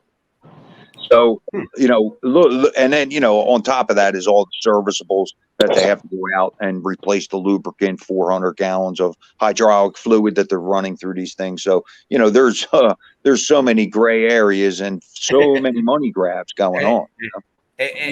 You mentioned a couple of them, you know, fell over or went into the ocean. Now with that 400 gallons of hydraulic oil, I mean, that in itself is a concern, is it not? Yeah, it's not in a sealed compartment, right? Oh no! Could you imagine the sheen that went across that ocean that nobody saw? Oh yeah. And the funny thing is, they're doing all this to save energy costs, to bring energy costs down. Look how much it's costing to going green. Yeah, going green. Look what it's costing to get it started, and to what expense, right? Now so we have to see no more. The whales go bye because we don't want to drill where we have oil in this country. Well, they just shot that down, Mike. They just shot that down. In fact, the Murphy administration in New Jersey just signed a bill a month ago that they will, you know, permanently never drill for oil off the East Coast. Now, you have to understand, too, you know, the Department of Interior has millions and millions of acres out there already aside that they're collecting money from these other, you know, countries. I'm going to tell you right now, $1 trillion investment, and they're coming out with 92 permanent jobs. So let's look at the real issue. These are the concrete issues, right? So, you know, you're going to take it in front of Washington. You know, we were in New Jersey a couple of weeks ago for this rally, and we were driving home. And as we're driving home, my son says to me, he says, "Dad, what are those things?" And he's talking about that all those oil. I don't know what they call, where they hold the crude oil that come in from the trains over there on the side of the highway. And there's just miles and miles and miles of them. And down on 95 in Jersey. Yeah. Yeah, the big storage tanks. Yeah, and you see miles and miles of the tankers, the rail tankers that move the oil and biodiesel. Yeah, It's biodiesel. like, New Jersey just is like abused from a chemical standpoint. Like, it's just, I remember back in the 90s that smell you smelled when you were in some parts of New Jersey. You don't smell it anymore. I didn't anyway. But I have a problem with New Jersey trying to go back to that. You know what I mean? Like becoming some sort of weird type of alternative power state. You know what I mean? With this wind farm BS that doesn't actually do anything to help anyone. Well, look at them up on I-80, up on off of 476 in Pennsylvania. You got about 15 of them up there. Anytime you go down that up around Toby Hanna, getting into the Pittston area, every time you look at them, out of the 10 or 15 that are there, there's only 3 or 4 of them that are actually functioning. That's Tom's area. Tom, you got your mic fixed? I don't know. Testing 1, 2. How's it working? Good deal. Yeah, Tom. you good? Yeah, I just my laptop. The rail car tankers you see on 95 there, that's a lot of, most of that's ethanol and the additives for the biofuel, the biodiesel. And yeah, we have a lot of wind turbines out here in PA. I used to see a lot out on the bike, but I haven't been riding, so I don't know how functional they are right now, what's going on with them. Yeah, man, it's definitely a problem, John, and I appreciate you bringing that to everyone's attention, man. And we repost these shows on YouTube. We send them to you at MAGA Mission. Matt gets them put on Google somehow, and we put them on LinkedIn. They're in all of our Facebook platforms. So, we want to try to help you get that message out there too, because it ain't just about trucking, man. Even though trucking is bad, you could see that they screw the whales, bro. Like, they don't care about the environment. You know what I mean? Like, they're screwing everybody. It ain't just truckers, man. You know what I mean? I mean, Jamie had an idea where, hey, some of these guys, we gained some strength and some, clout, and be able to refuse those loads going into Paulsboro and Salem, because guess what, guys, they're coming at them. So, could you imagine, making a moral stand at that point? Because this is supposed to be, remember now, it's supposed to be the hub for the East Coast of the U.S. So it's going to be coming out of New Jersey. So now there's going to be all this influx of, everything they need for all those different companies. Remember, the hydrogen production is happening. It's definitely possible. I can tell you from firsthand experience, boycotting any of these companies that are doing something that you don't like is definitely possible. Saying, you know what, as a group, we're not going to carry loads out of a certain area, or we're not going to carry loads for a certain company or municipality or whatever the case may be. It is not a difficult feat. You can definitely do it. And I think in September, a lot of people are going to be surprised, because there are a lot of movements planned for next month. Tomorrow, I believe the Mexican Trucking Association is boycotting, and they're shutting down in Mexico. And I don't know how long that's supposed to last. I think 2 days. Yeah, it's Tuesday and Wednesday. There's going to be a lot of movements next month over the country and in other countries. Let me see here.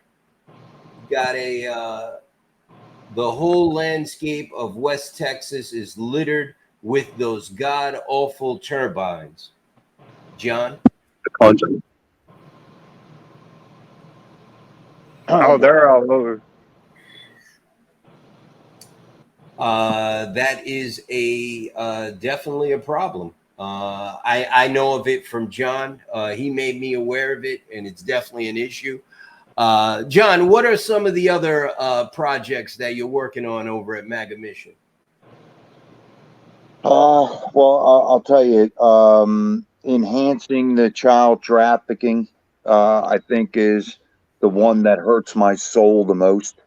I think that putting some effort towards that, especially Laura Logan being in the WIMS there, and Tara Rodas, the Shepherd's Watch, Craig Sawyer from Vets from Child Rescue. So if you could imagine, what other organization is going to have tentacles that you're about to build with all these different organizations? Having these organizations behind something like that, you can become very valuable in stopping the whole thing, right? So I'll tell you, that's how valuable I really think it is, and I think if we follow through with even a tenth of what I'm talking about, we'll make the front news, guys. Every organization that's coming in here, every trucker would be recognized. I had a conversation with our people down in Washington and our PR firm. We had a very interesting meeting today, and that was the topic. Like, where are we going with all of this? You know what I mean? Like, where are we now? Well, what I want to say to you is, now bringing an organization like CAT on board with the intricate tentacles that he has. He's been fighting it for a decade now. So when we get all three sides of that puzzle going, working on legislation, working on awareness, and working on solutions, right? So, as soon as we get all three of those in place, man, it's only one or two moves away, and you know what? It's going to rip the lid off of it. I mean, anybody that saw that movie, Sound of Freedom, if you can't, if it didn't rock you to your soul, you're not. I sat there and bawled like a little girl, man. Yes, sir. And I'll tell you, I want to cut in here. I actually brought that up. I brought this issue up to members of Congress, and I can tell you they did not like the fact that I did. It was very uncomfortable, and they made their feelings very clear to me, and it is. I will put it this way: it's going to take numbers. It's going to take more than the numbers that we have to get them to acknowledge the issue and speak up on it. They never will. They never will. Look at Epstein Island, man. You still don't know. You still don't know who was out there and involved in that. They will never jump on board on that. Right. That's the problem. It was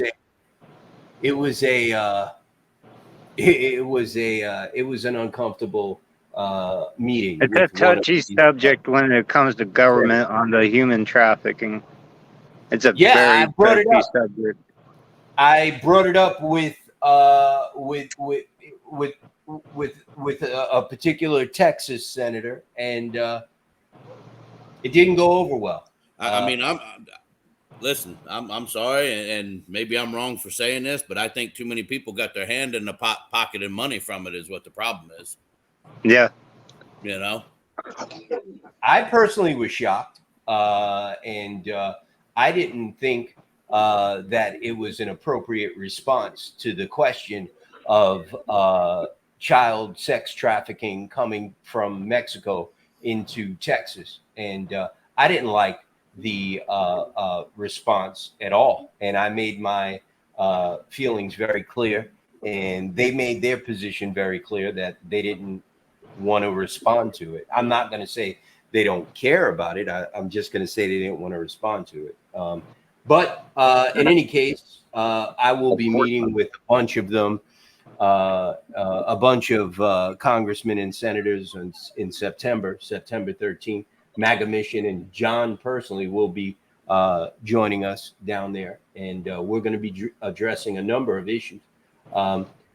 Chris, you've been a little quiet. You got anything you want to add before I put this next thing on the screen? Because I think this next thing is going to. So I want to make it known those windmills, they're growing up everywhere. There's a bunch of them here in Idaho. They're all over Wyoming. And Wow. now I can tell you right now, these windmills are killing the farming out here. Really? So Chris, you're Yeah. right. So they did actual studies that in the areas that they're putting these windmills, the yield on the crops it's like 35% down comparative to what it usually would yield. And it's drying the soil out. And not only that, Chris, you know, I don't know if you were in my spaces a couple of times. We had people come in from the Midwest where they littered these communities with these in these valleys. And they said that even the town's health has dropped, just some kind of change. So I you know, look, I think there's, you know, I think there's way too much money grab here. I don't know where it's at, but people are getting away with it. Yeah.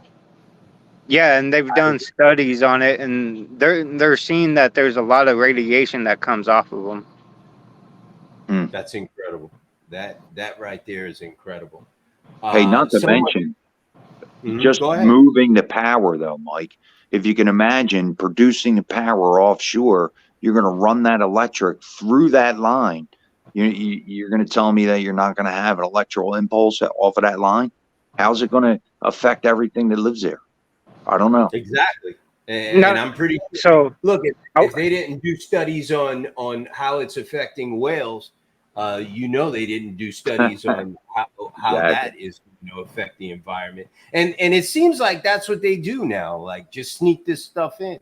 You know, this whole thing here in New York City with this congestion pricing thing with these, they didn't even wait for anyone to put in a response. I mean, New Jersey filed an entire lawsuit against the state of New York for that, and they already put up the cameras to start ticketing people and charging people for coming into New York. Like they just do what they want, and it's just sad. Someone put this up here, John. Living in close proximity will cause dizziness, headaches, stomach aches, and sickness. Response, John. If you can only imagine the harmonics that are coming off of these blades, right?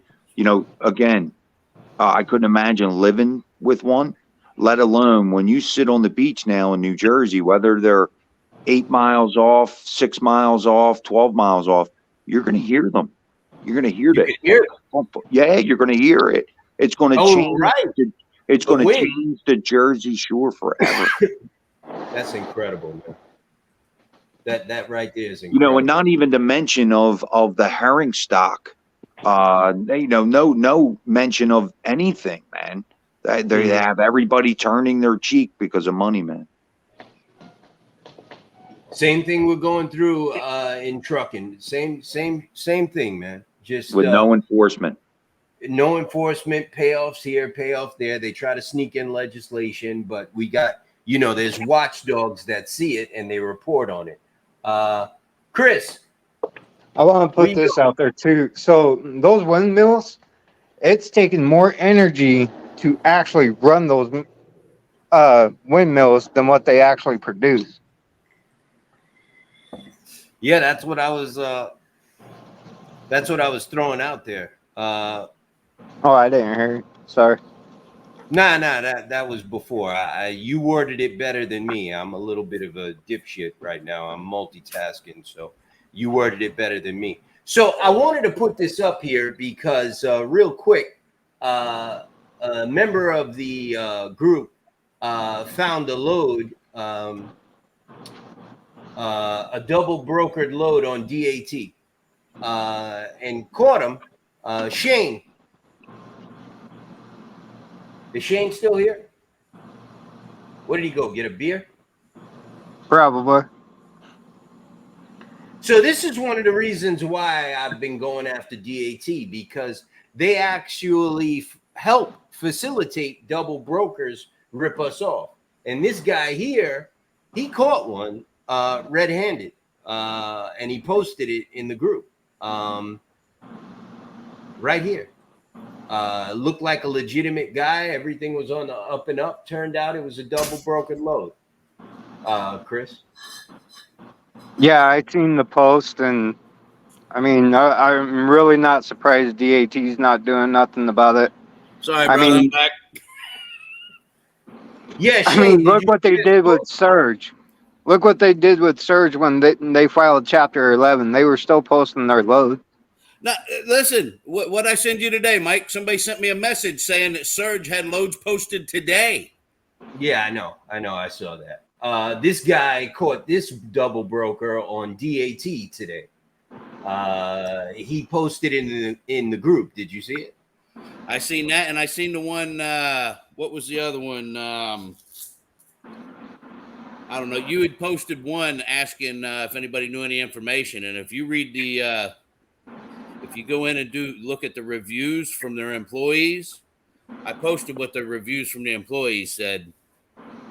So. That was my point. Like, you know, I posted all this information about DAT in the group, and all I got was bile spit back in my face. But you know what it is, what it is. John, I'm going to give the mic back to you, man. Anything you want to add? I think we covered everything we were going to cover today, as far as from a trucking standpoint. Anything you want to add? Hey, John, real quick before you Yeah. jump on. I got some friend. One of my dispatchers is heavily involved in the fishing industry out in Long Island, and he's also in with a bunch of the tugboat companies. If there's any type of connection you need out there, man, I will reach out to him and see if I can make the connection for you. Well, you know, it's getting those guys aware of the problems. You know, so yeah, that's great. I appreciate the tentacles, because Yeah, you no know problem, what, that's how this is going to work. You know, and I've been screaming community since the beginning. So you know, I think that's the only way we're going to be able to accomplish anything here. So, and hey, real quick, I want to ask Chris. Chris, where do you live at in Idaho? I live If you don't mind, near. No, I live in Buell. It's near Twin Falls, Idaho. Yep. Buell. So I've been to Idaho. I've been up through St. George's Gorge there, up towards Pierce, and up the hill there. Right? Is that what they say? Up the hill. Yeah, that's the northern part of Idaho. I'm in the southeast part. Yeah, I got you. Well, I mean, you know, listen, I mean, you know, guys, having the security of having a community of truckers behind the movement is it's the strength. You know, that's the way I look at this. When we really get this thing rolling, I mean, what, you know, you guys are going to carry a lot of strength, you know, and that's, hey man, I just want to be a part of it. Well, between NOAA, MAGA Mission, I mean, it's not just going to be for truckers. It's not just going to be for the windmills. I mean, any subject that we see as you know, that affects us. I mean, the world's our stage, man. I mean, it's, you know, you bring up what it is that needs to be corrected. This is our path. Yeah, we gotta protect the country. Period. Hell, nobody else is at this point. You know. Exactly. You know, It's crazy. We got a lot of support, and I'm sorry, John. Go ahead. No, you're good, brother. Good. You know, there's a lot of things that happen behind the scenes, and there's a lot of groups and individuals that, you know, they don't speak out, but we have an incredible amount of support from a lot of different industries and segments of the trucking industry that people don't realize. You know, we have a lot of dispatchers that support us and are paid members of the National Owner Operators Association. We've got company drivers that are paid members of the National Owner Operators Association because they plan on one day becoming owner operators, and they care about what's going to be there when they decide to go out on their own, because that's the natural progression of getting your CDL, right? But You do that because that's your room for advancement. That's your room for growth. When you've driven a truck for somebody long, all those years, and you've saved your money and you've decided to, you know, go out and start your own business, that's the natural way things are supposed to work in this. Entrepreneur and mentality. Exactly. it's an American dream. Yep. Exactly. And they're taking that away. So we have a ton of support. We have support from people from other countries. We have members from Brazil, just everywhere. Mexico, Canada, Pakistan, India, Russia. New We Zealand. got a ton of people. New Zealand. We've got members from all over the world. Why? Why? Because they believe in America and they believe in entrepreneurial spirit. They believe in owner operators, right? They want what we have, or they want to come over here and participate in it. They believe in this country. They believe in the idea, and they support us. You go on social And it's media and important for us. you see how many people from other countries are asking for sponsors to come over here to work as truck drivers. I mean, it's crazy. I've seen an influx of it here in probably the last 6 months. You'll see people, hey, is there anybody out there willing to sponsor me? I'll work for literally about pennies on the dollar. You know, just, you know, give me the opportunity to come over there. And I mean, it's crazy. Government don't care and don't have time for trucking problems. Ain't that the damn truth? They are busy making new laws like LBG, TQ, and other nonsense stuffs. Well, Mike, Samed, Samed, I agree. I'm not going to say I have anything against the LTBG Listen, community. hey, back in the day, Mike, everybody minded their own business. What you And did they behind still closed doors was your own business, and nobody cared. And they still should. Listen, my 13-year-old daughter, she goes on the computer. I've got parental controls on it. She goes on trying to look at stuff from Disney. And all I see is how they're segregating and reviewing each character of each cartoon as to, oh, this one's non-binary, this one's a lesbian, this one's a homosexual. I mean, she's not doing anything wrong, but they're cramming it down their throat.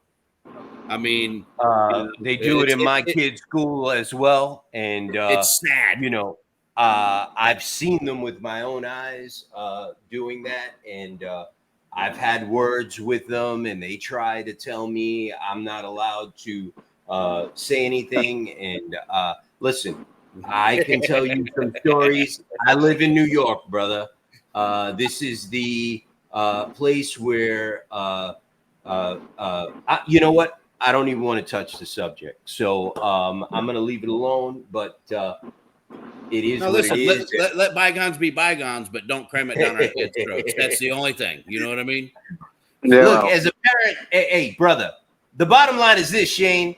As a parent, you have every right to say what you want your kids to be exposed to and not be exposed. That's all. So I support that, and I'm gonna leave it right there. It's not about what I approve of or what I think about a certain situation. That's not the point. The point is every parent has the right to decide what they want their children to be exposed to and what they don't want them to be exposed to. I can tell you that when COVID first came out and the schools said, you know, your sons have to get this shot or they can't come back to school, I raised hell about it. Me and my wife got into massive fights about it. but I had to bite the bullet because I had to put my kids back in school, bro. You know what I mean? And Yeah, but isn't that part of the problem, Mike? Isn't that part of the problem? That's definitely part of the problem. And And- my and- oldest son, he was 8 at the time. He said, "Dad, I'm just let me get the shot." You know what I mean? And I said, "You sure, man?" And he said, "Yeah, I'll get the shot." And he got the shot. My youngest did not, though. To this day, he did not. He was in kindergarten at the time, and they couldn't force the kindergartners to get that shot because he was underage and it wasn't proven to be safe enough for those babies at that time. But the older one, they quickly said, yeah, let him get it. And you know, he got it. He's all right, thank God. And but I agree with you, John. And I know MAGA Mission is working on the vaccine injured, working with the vaccine injured as well. You want to expand on that? Yeah, in fact we had a great space today. We had a doctor come in and she's inserting herself into the community, you know, educating people on home remedies too, right? We got Janice that comes up into the spaces and she talks about how you make hydroxychloroquine on your own, right? Without, you know, the medical field involved. You know, they do a lot of pre-maintenance with what the concoctions that they make, you know, and it's very common sense stuff. You know, and in fact, I'll be honest with you, I'm a big enthusiast of gardening. I've been gardening for years, and you know, I grew potatoes this year. I grew carrots this year. I grew, you know, everything that I use. I'm picking out of my garden. I'm not even buying it, you know, in the stores. So it's you know, fun.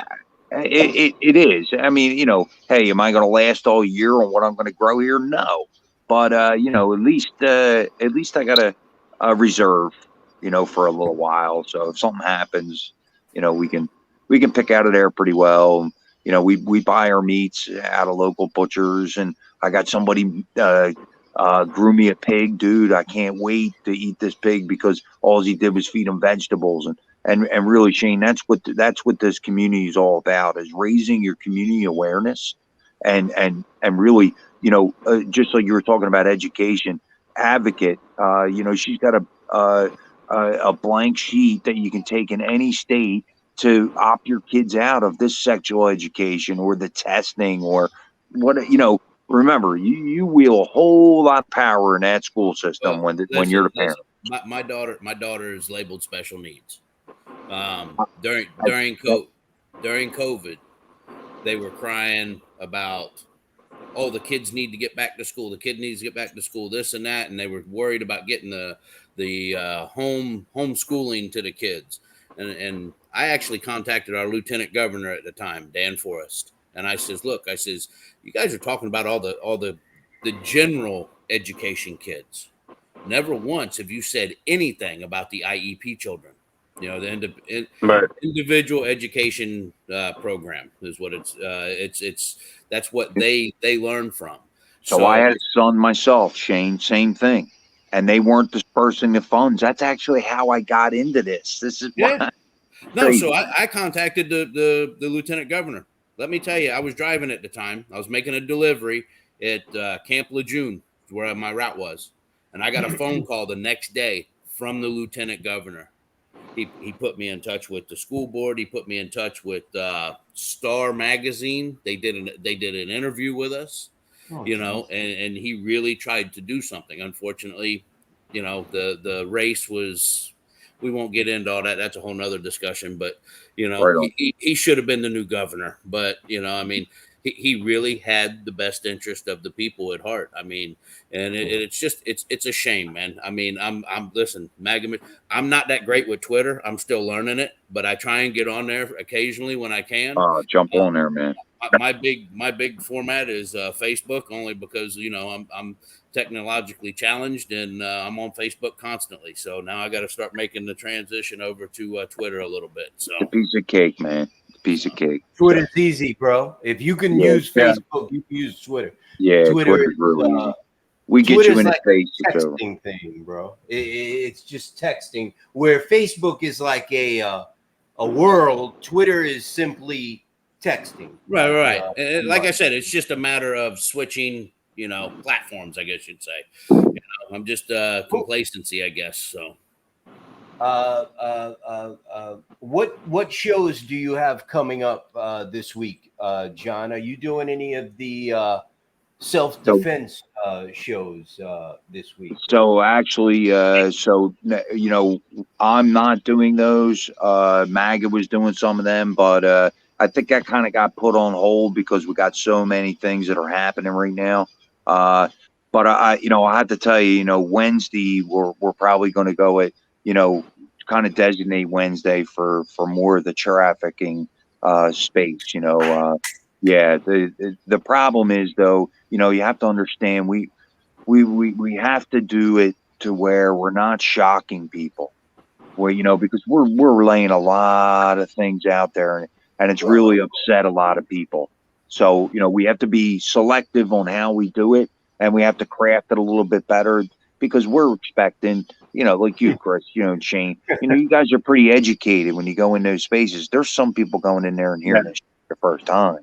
You're doing something I'm still trying to get the hang of, and that's tell people the truth without offending them. And, throttle it back a little. I'm not good at that. I don't know how to do that. I can't tell you what you want to hear. I have to tell you the truth, whether it hurts your sensitive ears or not. It's still the truth. Bill, are you there? Yeah, I'm here. Can you hear me? Great. We've got Bill on the line.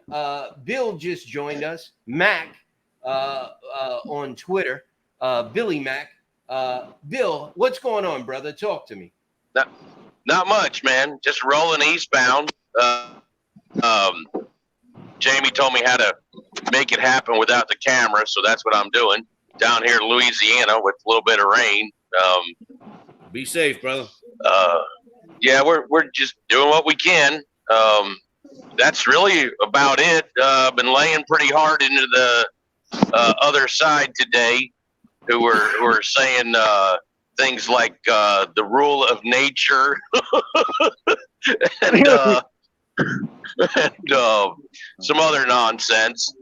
The one thing that puzzles me, and we talked about this years ago, and some of the guys that are listening now will remember when we were on Center Lane Show, one of the things that I proposed to the brokers back then was, if you guys are so concerned about the trucks being safe and compliant, then you should go to DC and push for legislation to get it to a biannual inspection or something in that manner.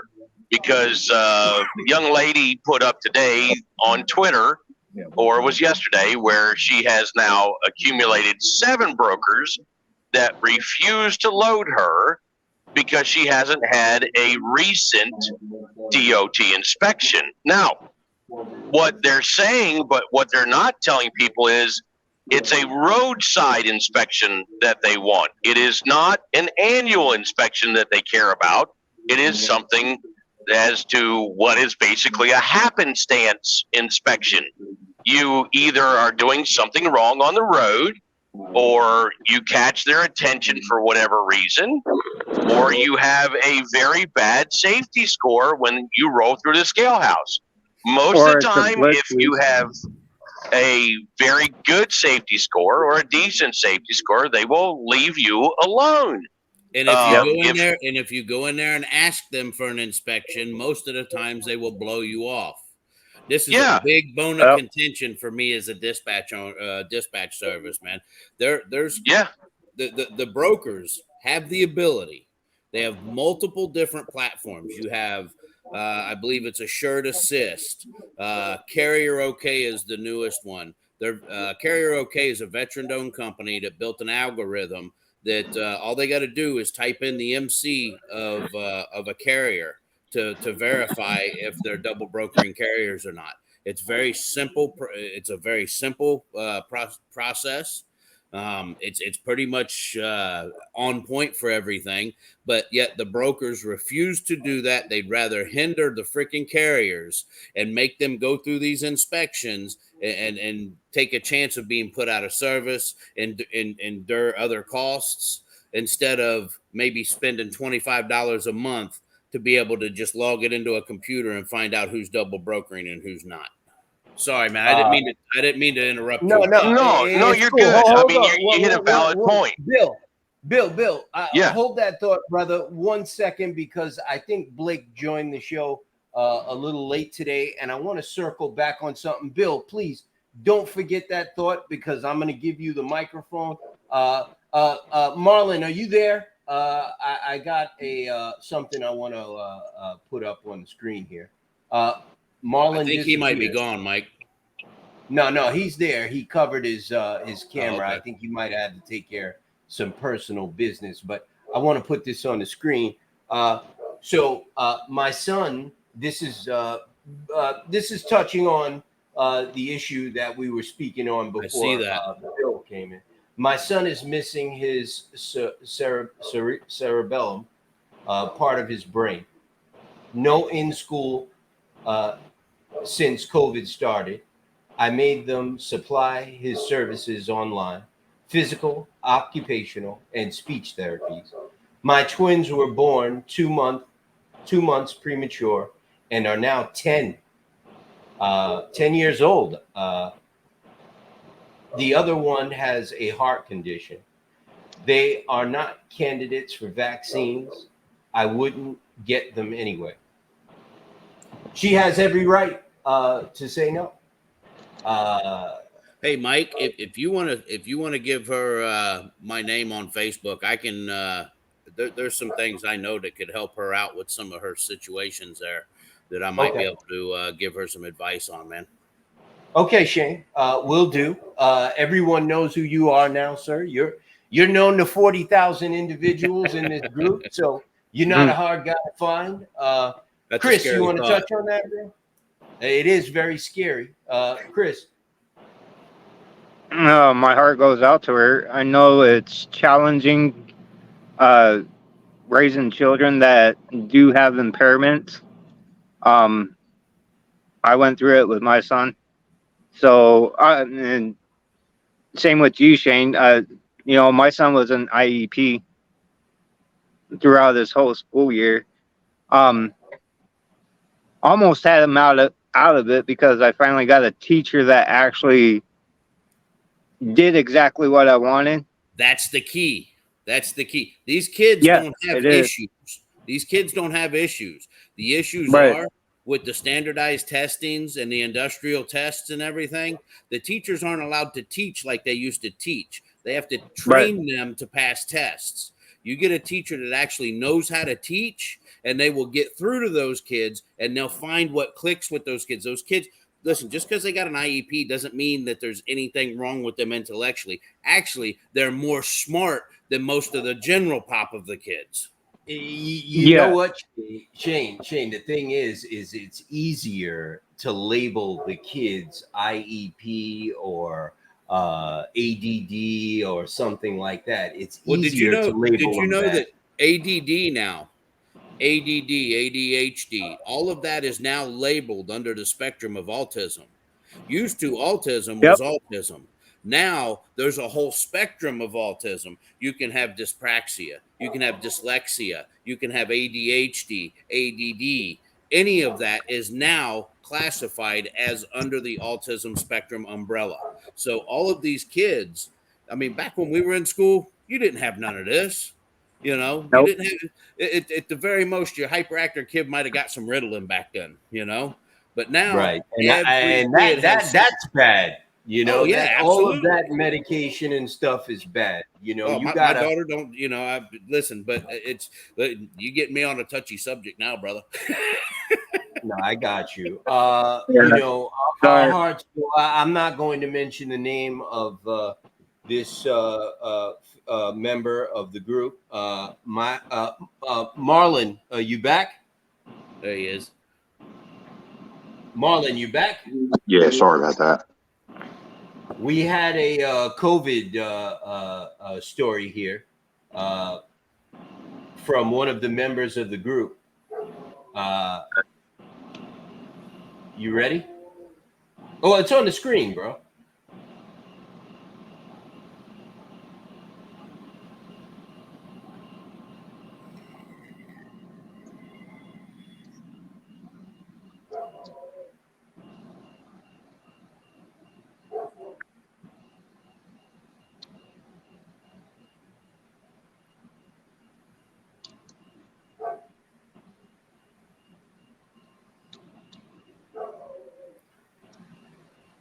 She's a very big supporter of the association and of MAGA Mission. She attends a lot of the spaces, almost all of them. She actually put up another post here. Can I remove this one real quick, Marlon? Yeah. Marlon, your mic is off. Wow, sorry about that. I got you now. Yeah. Hold on. Yep. Yeah, that's a vaccine issue. She said hell no to that vaccine. And you know, as a parent, I applaud her. You got to say no. If go with your gut, go with your heart. No, those are your kids. Absolutely not. I don't want that shot. That's what I did. If my son wouldn't have said, "Dad, it's all right," he wouldn't have got it. You know what I mean? My daughter don't have it, and she ain't going to get it. That guy from last night on Spaces, Rule of Nature, that guy, that was the guy I've seen on YouTube, ET Transport, I think.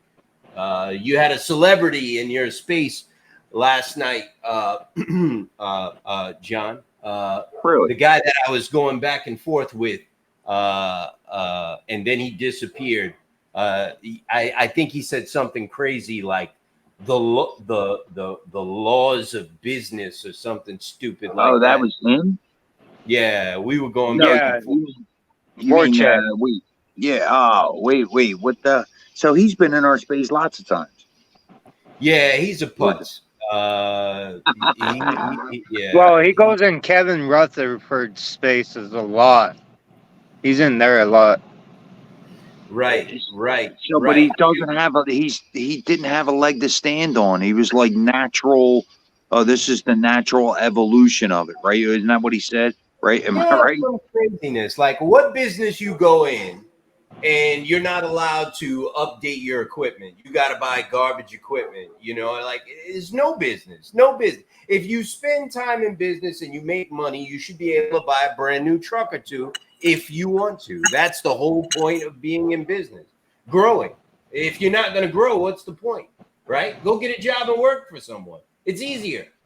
Right? You don't have to kill yourself in like a hamster on a wheel. You know what I mean? Just go less become expensive, less headache. You become an owner operator and you buy one truck, and maybe 2 years down the road you buy 3 more. You know, 2 or 3 more. That's the whole point. She says it's all gravy. I homeschooled my daughters who are 22 and 23 now. I homeschool my boys now myself. Yeah, if you can do it, absolutely, I would have done that. The school won't get any more money on his behalf now. Idaho didn't mandate it, thankfully. Chris, aren't you in Idaho? Yeah. Oh. Blake lives in Mountain Home. She's about 100 miles from me. So you basically, I guess in Idaho, that's your neighbor. Yeah. Yeah, basically. He drives over and borrows a cup of sugar. Yeah. No, ADD lives in Utah. He's a couple of minutes away from Chris. Yeah, I'm right in the middle. Last night. Maybe I'm right in the middle of. I'm basically right in the middle of Utah, well, Salt Lake, where Mike is, ADD, and Boise to where Blake is. Hey, listen, this is good, actually. I didn't know Blake was in your state. You too. We have to get together with ADD and other people. We have to. We already are. other truckers, and we have to start going after those politicians in Utah and in Idaho, brother. We have to do this. I didn't know you were all in this area. You're close. What happened with the mayor, Mike, from Utah? Oh, he came back with a snappy response.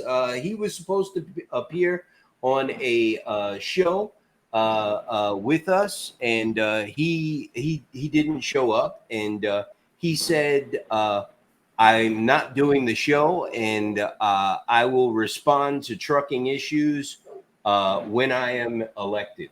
And he left it at that. And Ooh, really? That's what he said. Oh, he's got to have some brokers in his pack. That's what it is. Yeah, you know, I learned from Twitter last night that PACs are a very sensitive subject. So I'm not going to touch him anymore. I'm not going to touch him anymore. Mike from Utah. This is Morris. Yeah, Morris is in Utah too. We have a whole network of force right there in that general area. We got to start pounding these senators and congressmen in this area.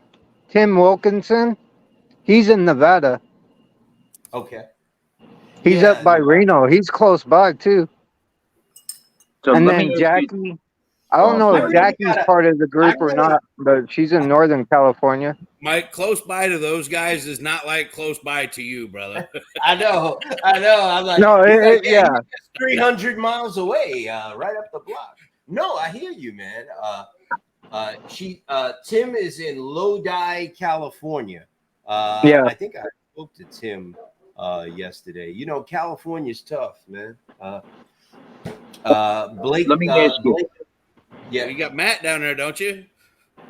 Yeah. Matt's in California, right? Right. Matt's in Southern California. That's a little bit of a travel. Well, he's in the Bay Area, right? Yeah.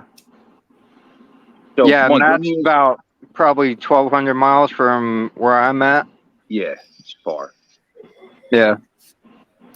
Let me ask you a question. What I know, you know, at some point, Noah's aspirations would to have a satellite office in every state. I mean, what do you think now with aligning with some of these other alliances that you've built? You know, what do you think as far as getting offices in the lower 48? I mean, do you have some aspirations for that? Obviously. Well, to have an office in every state in the United States is very possible. We have members in every state in the United States, and I've multiple times put posts in the group asking if people would be interested in something like that, and I've got a lot of responses from people. So we can put office. Bill, I know you got bumped, and just 1 second, we're going to get right back to you. We can put offices in every state in the United States. That's not a problem. Not only that, but we can even put offices in other countries, Mexico, Canada, Brazil. We can put offices in India, Pakistan. It really doesn't matter. And truthfully, we probably will. London, Spain, we probably will. Wherever there is a truck community, we can put an office, because what we are doing, it goes past the United States. Truckers have rights, and they need to be respected no matter where they are driving a truck in the world. I got Bill, offices in North Carolina, Florida, and Long Island. So absolutely. Bill, are you there? Yeah, man. I had to get off because I had to make sure where I was. It's been a while since I've been down here, so I wanted to make sure I didn't get lost. Bill, so, do you have your co-driver with you? Is that? Yeah, man. He's sound asleep, bro. He's sound asleep. Okay. You see, he's useless, bro. He was supposed to be making sure you didn't get lost, bro. He's got issues. He's not a German Shepherd or a short-haired pointer. So I mean, he does his job other times. So he's good. Hey, he's all right. What's his name? Arthur. You Yeah, joking. His man. name is Arthur. Arthur. No, I'm not. No, I'm not. My wife and I were picking out names. He was sound asleep, and I said a few, and he woke up and looked at me like, "Oh, hell no, that ain't it." And then all of a sudden, I said, "Well, we got him from Arthur, Illinois. That's where the breeder's at. So why not just say Arthur?" And he looked up and cracked his smile, and I was like, "Well, I guess that's it." So, yep. Hey, well, listen, And, I know Bill just stepped up. Mike, I know Bill just stepped up, but listen, I got to bounce. John, Late we on these appreciate you. And you look tired. We appreciate you. And you have an open invitation to be on Noah Live whenever you'd like. You and every single member of MAGA Mission has an open invitation to be on Noah Live whenever you'd like, sir. Thank you for joining us. Good So- meeting you, John. Have a good night, brother. Shane, thanks. Chris, good to see you. Bill, and listen, you gave me a little Good to homework. see you, John. Good to see you. Gave me a little homework and a direction for what we have to do the 13th here. So, you know, I know you have some concise issues, but I'll have a couple bullet points myself. So, Hey, John, here's a little tip for you. They ignore me in Zoom. They're going to ignore me in person. So you might as well use this opportunity to get your point across, because they're going to ignore me. I represent truckers. I'm going to do the best I can. They're going to do this to me, most likely. And you're going to step up, bro. So don't you worry. Don't you worry.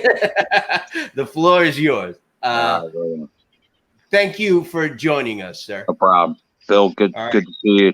I know it's last minute. See you later, buddy. That's okay. Cheers, That's John. cool. Go ahead, Bill. You got the floor. Sorry. No, it's okay. So earlier we were discussing this thing that the brokers are doing, and so of course one of our arch nemesis came up and said, "Well, one of the newest complaints for failure." And my immediate response back was, "Whoever said it was a failure?" The poster never ever discussed it being a failure. She's just upset. For lack of better words, I mean, I could say pissed off that she can't get loads from these brokers because they're demanding inspections. So as I said earlier, and these are roadside inspections, they're not an annual, they're not biannual, they're not quarterly. And these are things that we told them they could do decades ago, and they still haven't done it. So you have to sit back and wonder why the brokerage side is demanding that for so many brokers, you must have a roadside inspection. And we've already discussed what that actually is. Okay. But they haven't gone to make a final ruling or anything in that manner or realm or anything at all in that direction.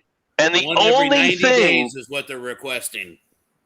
Say that again, Shane. One inspection every 90 days is what the majority of the brokers that are looking for these are requesting. Registry, the electronic registries, when you set up with these brokers, they're the ones that are actually carrier 411's one of them. The registry monitoring, a lot of these bigger brokerages that are hiring these that are paying to have your electronic setup with them. Those are who are monitoring those. Well, that's mostly truck stuff. It's truck stuff. RMIS. Right. RMIS. RMIS is Yes. owned by truck stuff. Right. But then you I also can- have carrier registry. They do it. There's a few different ones that are requesting it. Stop. Well, do you have the names of those? If you could send those to me, I would greatly appreciate it. The thing is, what they're claiming. Message me if you wouldn't. Okay, mind. I will. Shane Mick, just message me and I'll get them for you and I'll send them over to you, brother. Okay, great. Thank you. So Go ahead, the thing Bill. that irks me is that they're saying that the reason they're doing this is to verify who you are, but the FMCSA has already verified who you are, and there are other ways like taking pictures of your of your door jamb where your actual VIN number is, taking a picture of your truck. There's also people that send in driver's licenses before they book the load. There's See, all that you different should not do. ways That you should not do, because what they're doing when a lot of these places that are requesting you send in the driver's license, they're utilizing that to double broker freight under your MC, and they're using your driver's license to get the quick pays from it. Right. Well, I don't do that. So no, I'm just saying. I'm saying that's great advice. Yes. Yeah, that's great advice. So what they're doing is go ahead, Bill. What they're doing is they're saying they're requesting this because they want to make sure this is who you are. Now, I was on a freight therapy space maybe within the last month or two, and the guys were saying it's the insurance companies that are making them do it. I don't care who's making them do it. The thing is, they damn well know, and I don't know any nice way to say it, that if they went to Congress or the FMCSA or the USDOT and demanded this 90 day, 120 days, 6 months, however often, the number of carriers that would drop out of this system would be quite a large number from where I'm sitting and what I've seen rolling into the local tire shops, rolling into the local mechanic shops. The mechanic, the head mechanic, and the shop owner tell me you should see the other trucks that come into this place. The same with the tire guys. I was down at Opelika, Alabama, maybe 2 weeks ago. There was a carrier from Florida. The truck looked okay, but all 4 tires on the front axle, the middle of it was worn away, and you could see the steel in the tires. And it's like that everywhere and anywhere at any time. So I'm just thinking going, why aren't they requesting this to be a federal thing? And they've had decades to do this. In other words, they're scared they're going to lose their cheap rate haulers because they know that they wouldn't pass these inspections. Right. I agree. And I want to show you something. In regards to what you're saying, it's Bill, correct? Yes. Yeah, Bill. Or Matt. I've had in one instance, I had a dispatch client. He came to me. He went MIA for a couple weeks, came back to me, and he's like, listen, I need you to get me out of a tough area. So, I was like, all right, whatever. I got him out of the tough area. He gets to the shipper. Now, I had pictures of his original truck and his original registration and all of that. He gets to the shipper. The shipper actually called me and said, hey, who am I loading here?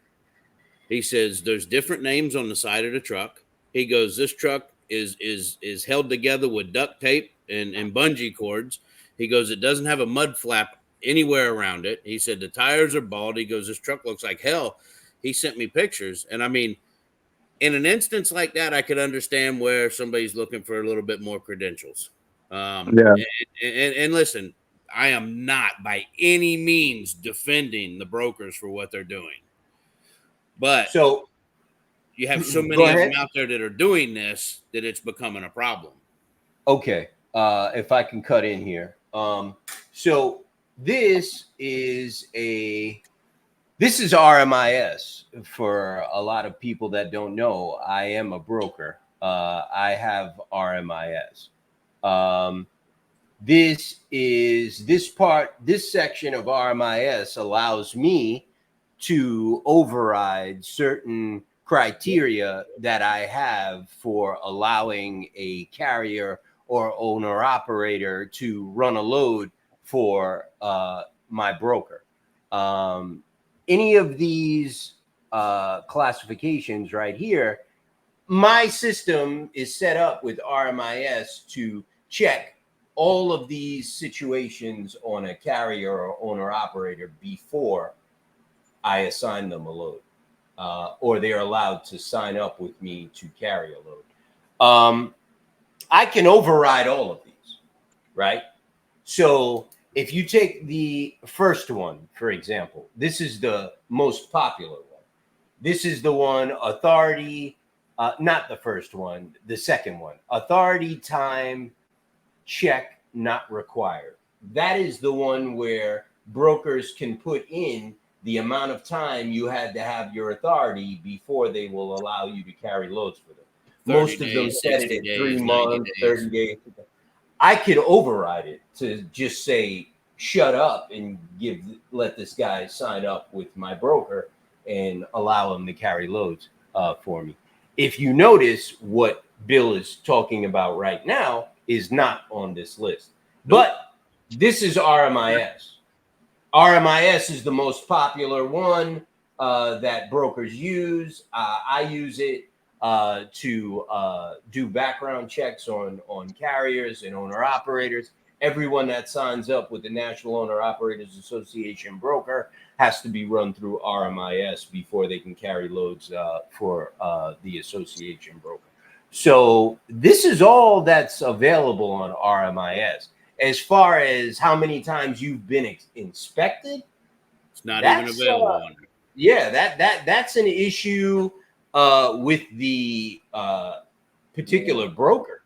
That is not a normal requirement for every broker. But yet that's what they're utilizing to not give you the load. Exactly. Yeah. Say, RMIS won't let you. Right. So I just wanted to put that out there because I get a lot of questions about that too. Like, why do they all do this? Why do they all do that? Why do they all say I have to have this amount of time? It is not a rule. It is not a law. It is not some sort of mandate. It is up to the broker to set those parameters. Oh, and those parameters change. JB Hunt, right, and King of Freight, they're notorious. You'll call them. You can change them. You can change them anytime. Yeah, you'll call them 1 week, and listen, when the rates are good, and there's everybody out there. King of Freight was, I think, down to it was 60 days. All of a sudden, you call them when the market starts getting a little more tough, and they've jumped it up to a year. JB Hunt the same way. JB Hunt changes it as the freaking wind blows, man. I mean, Right. So, I mean, and I want to touch on something else, Bill, before you jump back on the mic.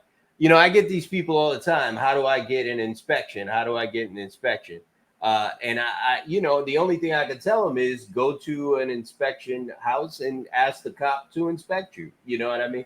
But it's funny. Like, if you're a cop, you want to write a ticket. You know what I mean? Like, that is your objective. Your objective is not safety. Your objective is to write a ticket, right? You don't care about safety. If you think these guys care about safety, you're bugging. They don't care about safety. They want to write violations. If you're asking a cop to inspect you, you're doing that because you know he ain't going to find nothing. So you're wasting his time. So that's the reason he's going to blow you off. Because he knows he's not going to find nothing. You know what I mean? They don't inspect people that say, yo, inspect my truck, please. They know you're telling them to do that because you got brand new lines, you got brand new brakes, you got brand new everything. There's nothing to find. So you're just wasting his time. You know what I mean? He could go back to watching Pornhub in the shack. You know what I mean? He don't want to. He ain't gonna inspect you. You know what I mean? He got more important things to inspect. You know what I mean?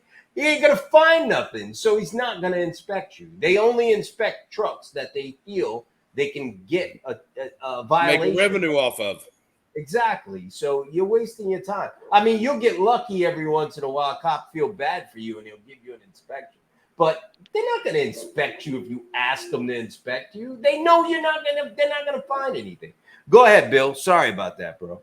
No, you're all right. You're 100% spot on, So I remember one year I went in and asked for inspection. They looked at me and they said, get out of here. Just get out of here. And they all laughed at me. Yeah. So, I mean, it's you're right. But there are some times over the years that I've been inspected just, because they need to do one. They've got to do one for the blitz or whatever. And they know it's clean.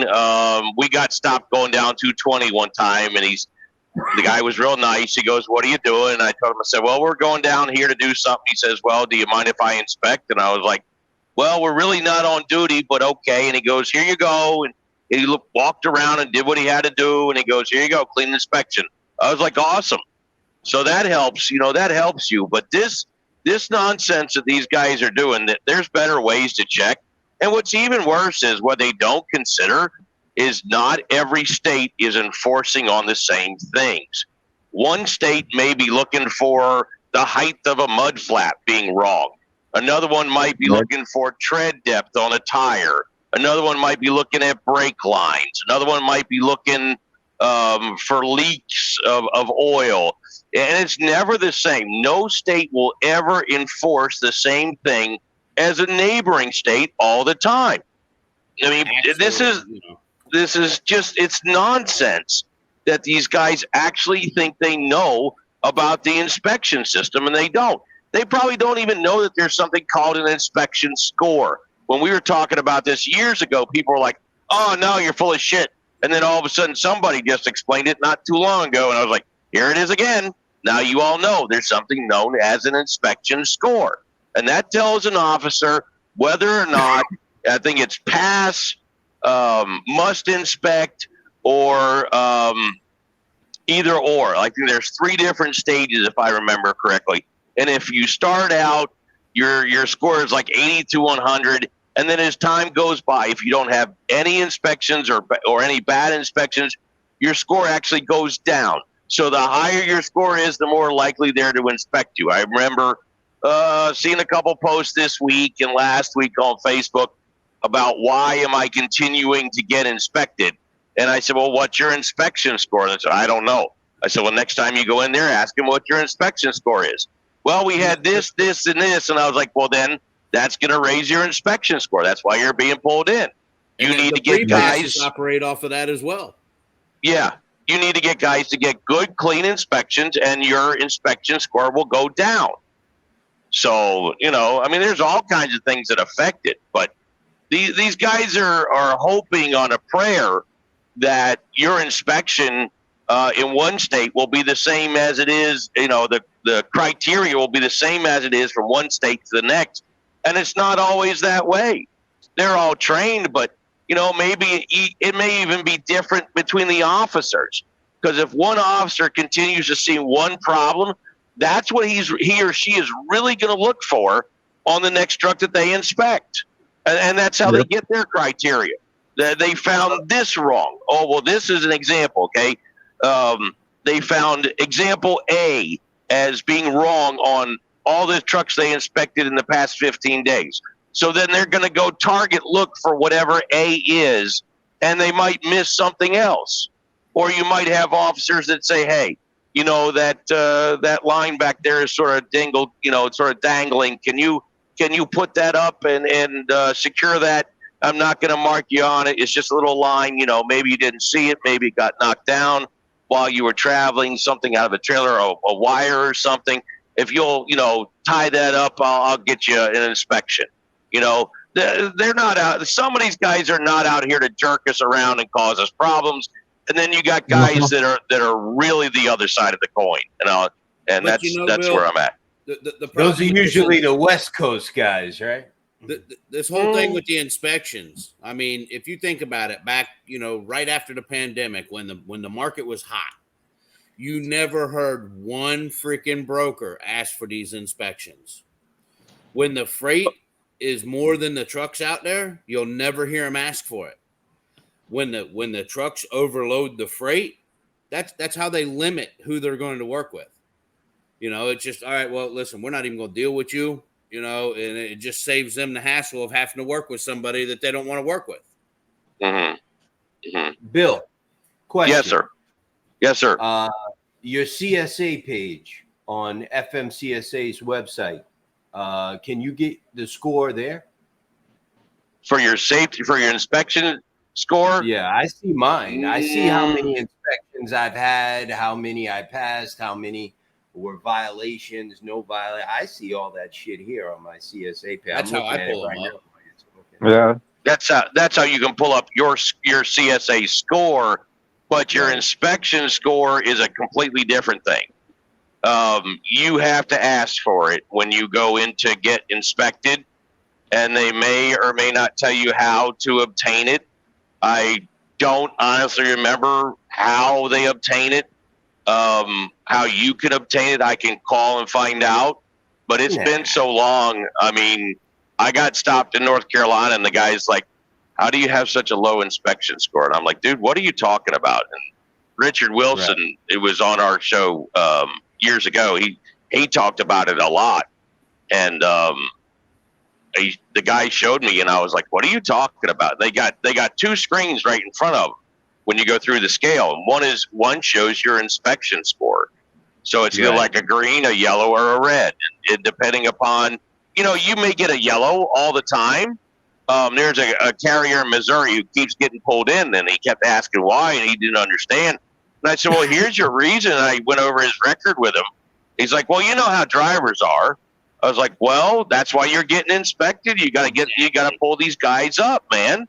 I got a good friend who lives in Wisconsin, and he went off the other night on Messenger about some of the drivers. They don't care. They don't care about his inspection score. They'll leave, go somewhere else, and then him as a carrier, he's holding that bad score, so they're getting pulled in more. It's crazy. He can actually fight those, Bill. He can actually fight those through data Q. I know. Yeah, right. That's what they tell you, Shane. Actually, believe it or not, I've actually fought two of them and got them removed. You but hang on. Start a business because data Q is full of shit. No, I know. Hang on. Let me ask you a question. You need to do that for money because. Yeah, go ahead, Bill. When you fought those two, did you go back and check the record of what the state says? Because there was a while ago, and I don't remember what year it was, but a whole bunch of people filed data queues. They got it dismissed, okay? And the court dismissed it or whatever, dropped it to a lower charge. But it's still, the state did not. And then the FMCSA came back, and they put it back on your record, so it stayed there. Oh, hell no! For 3 years. I made sure that I provided all documentation to the state so that it was removed as well. So, well, good for you. Yeah, I mean, because just because you get the data queue on your side does not mean that the state nor the FMCSA is gonna side with what the court said. You have to double check it and make sure.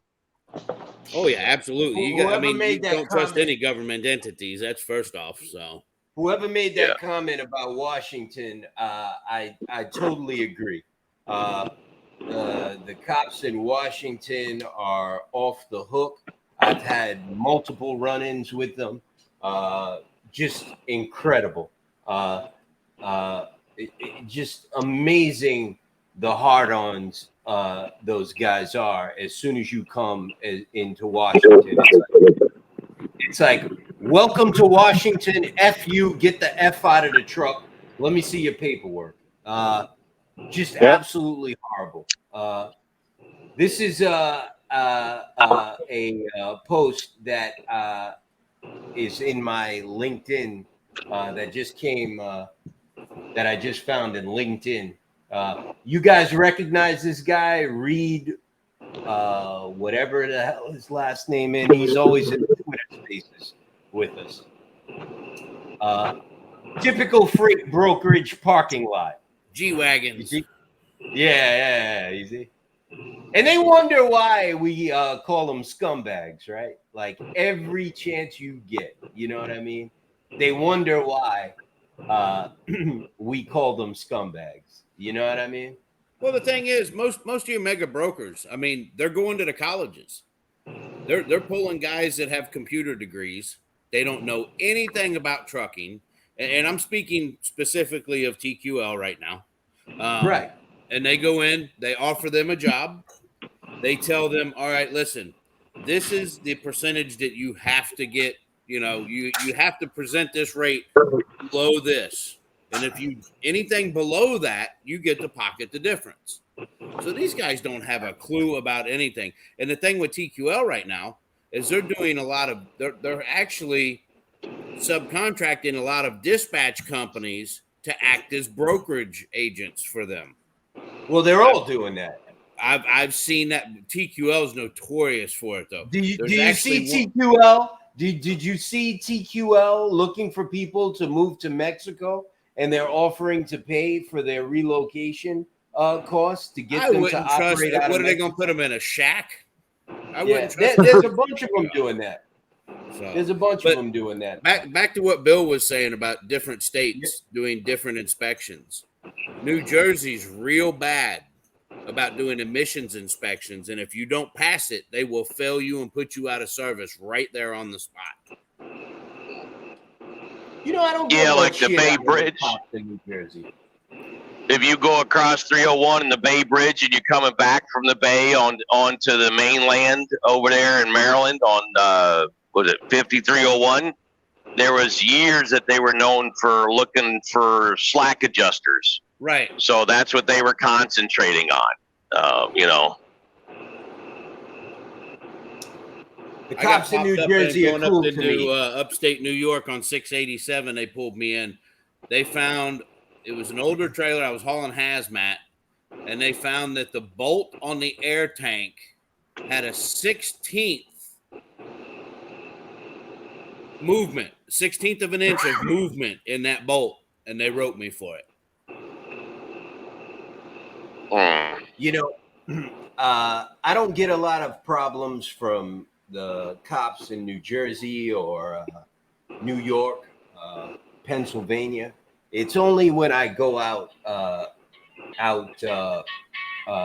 past that I start to have issues. Well, Pennsylvania, East you Coast- gotta watch I-80 coming out of the water gap. If you're hauling any type of dump or garbage refuse, they got a guy out there. He'll write no less than 20 tickets every time he inspects them.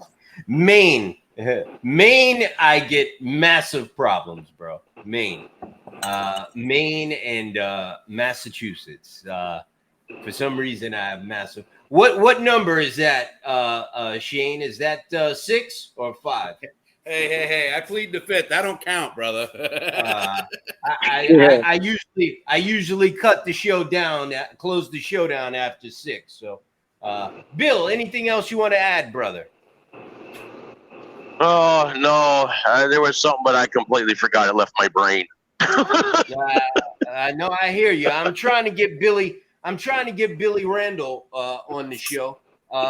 Any input on what TMJ and Billy Randall is up to there, Bill? Some of the members went over to Mexico for the strike that they're trying. I don't know where that is, but hey, he told me more about power that to last them. week. Yeah, he told me Yeah. they were doing that last week, so I already knew about the strike in Mexico. Yeah. Any word Yeah. on the Canada thing? Not that I know of. I haven't. They're going to do something. They're going to try to do something in the city. I think at the UN. I'm not 100% sure. I He sent got me all some these. message about it today. So we got to, work on that. But we talked to him about the thing on the 13th down in D.C. And maybe some action of an idea of sort of the same thing that TIA is doing, maybe hosting a meeting or something like that, and inviting the congressman, combining it maybe with another event that's happening in DC on the 4th. I'm not sure how that would, plan out or not, but that might be an option since you have all those trucks there already. Usually, what time does a show normally start, Mike? Where in DC? No, the show that we're on now. What time does it normally this? start? Yeah. I usually get it started whenever Chris is ready. And Oh, whatever. 8 o'clock. I'm always waiting on you. 8 o'clock. Okay. 8:30. Well, you might be able to get him on. I'll mention it to him sometime tomorrow. We'll try to get on there. Get him on, and I think it would be a good idea, especially people who believe in the quote unquote militant way of doing things. As you know, we had 75 people there in May, so it may grow. The fact that those guys working for Halliburton stood up to them, that was a good move. Even if you get 10 guys, it's a start. The last one that was a really big one decades ago started with one man. Right. These things can grow. So, these guys that say that these things don't work, I had a guy tell you it didn't work. It was in the group today. And I told him 2 or 3 times, I said, listen, we're trying to change things. We're trying to move things in the right direction. And if all you keep saying is this doesn't work or that doesn't work, and he said, none of this stuff ever works. And I said, well, Steve, this is how we got the fuel surcharge. But what do you want us to do? Stop trying? We've got to try to improve things, because it's like what Ernie said on Twitter. All the middle-aged white guys are leaving. And I said, well, dude, can you blame us? Middle age isn't up in the 50s, but that's where most of us are, up in the 50s. And guys are just getting turned off and just don't want to do it anymore. It has absolutely nothing to do on our backs, man. Yeah. Why are you going to do something where you're not making any money, bro? Yeah. Like, you're killing yourself. As you get older, this shit hurts. It's not easy getting in and out of trucks and sleeping in an uncomfortable bunk and dealing with cold weather and trucks. As you get older, the shit hurts, and you got to get paid what you got to get paid, bro. You can't be doing loads for $400, man. Driving 600 miles. You guys talking about that Mexico strike down there? Down in Laredo, down behind the Target, there's a big cross dock down there. J.O. Alvarez. I used to pull out of there all the time. And that's one of the major hubs for the stuff that comes out of Mexico coming into the States. Yeah. Yeah, Shane, I think you're on brew number 6 with that comment. I definitely know that's brew number 6 now. We got someone who just joined us. Joe, we're closing it down, bro. We're giving Bill the floor. But thank you for joining us. Chris, Blake says Idaho's port of entry will even schedule an appointment for one if you want one LOL inspection. Yeah. Wow, you guys are just the goods in Idaho. So I wanna bring something up. So I was down in Denver. And this was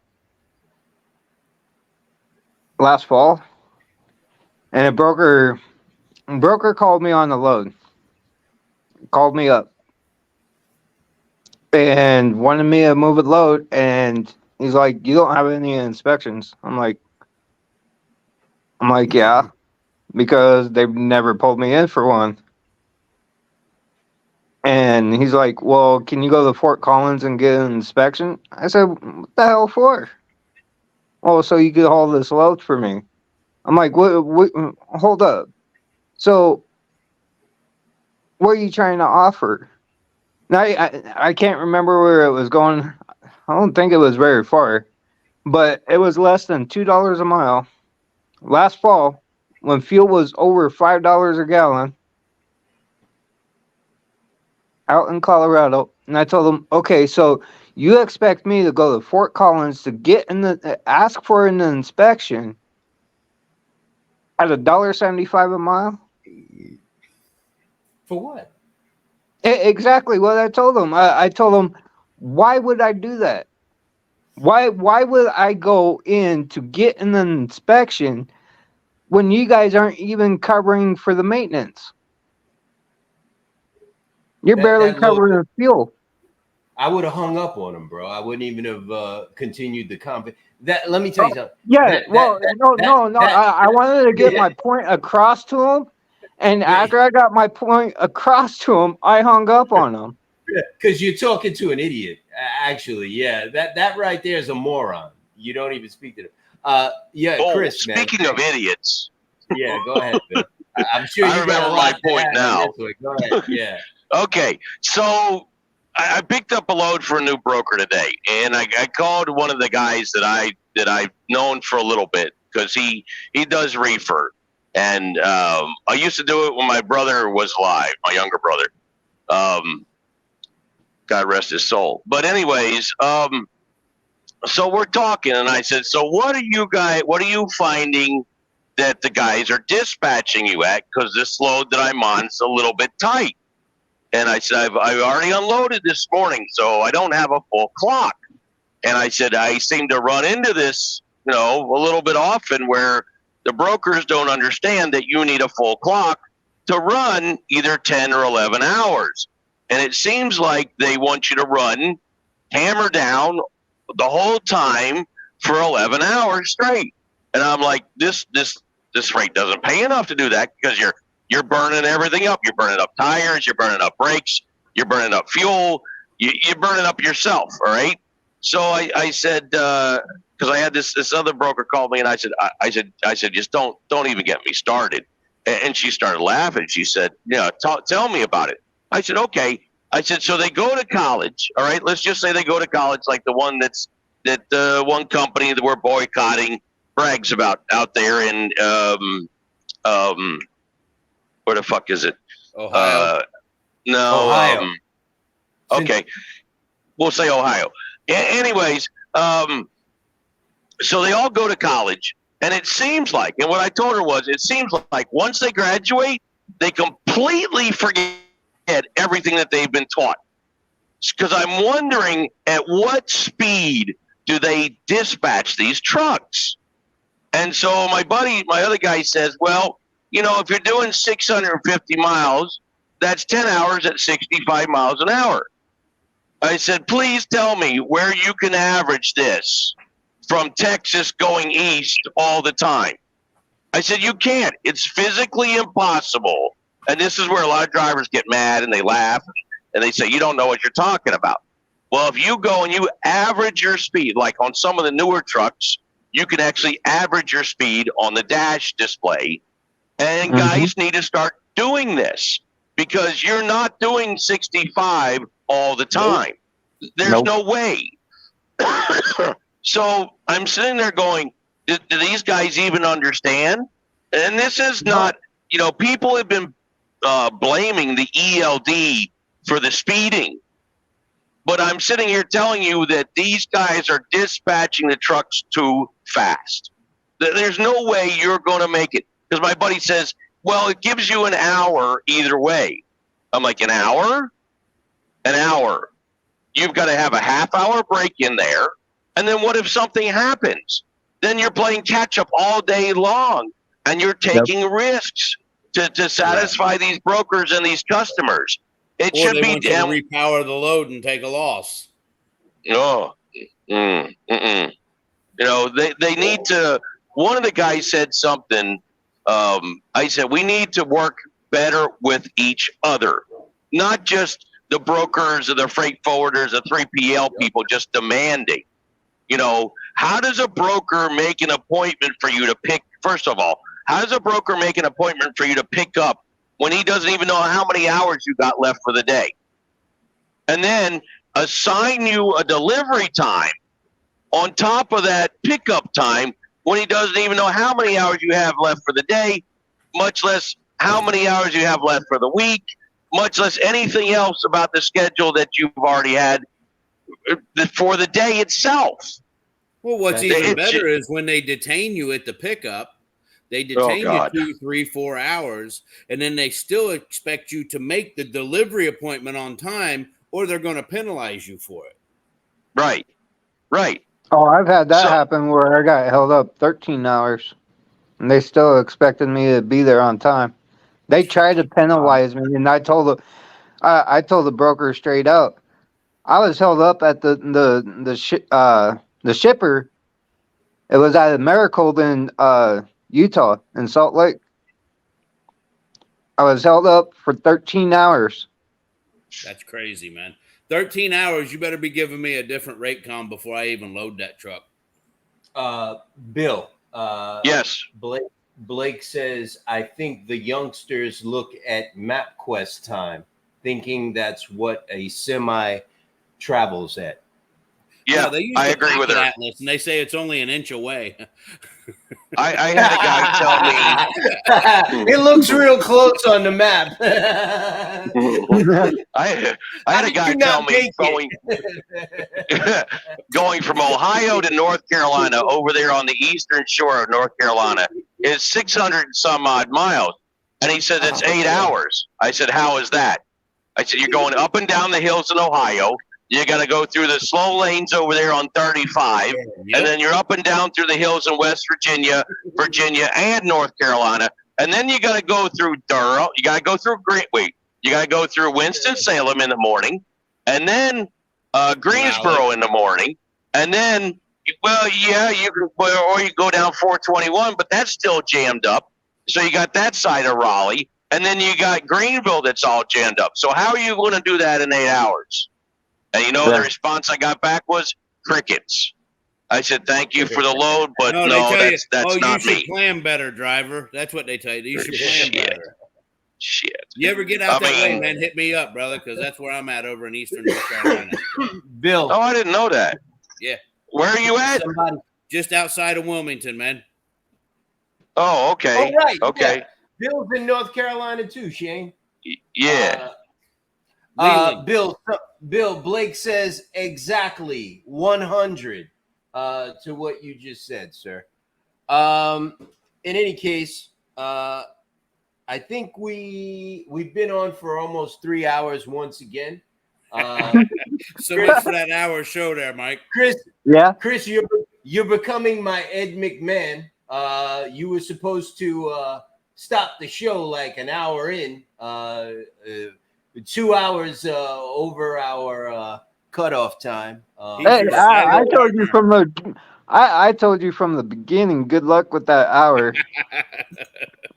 Chris, I can see you're young because you missed that Ed McMahon thing, didn't you? Shane laughed, but you just looked at me like, No, who the I know fuck who is Ed McMahon is, but you know, like I said, I'm 44. Bill. I'll be 44 next month, so I ain't that young. Oh my God.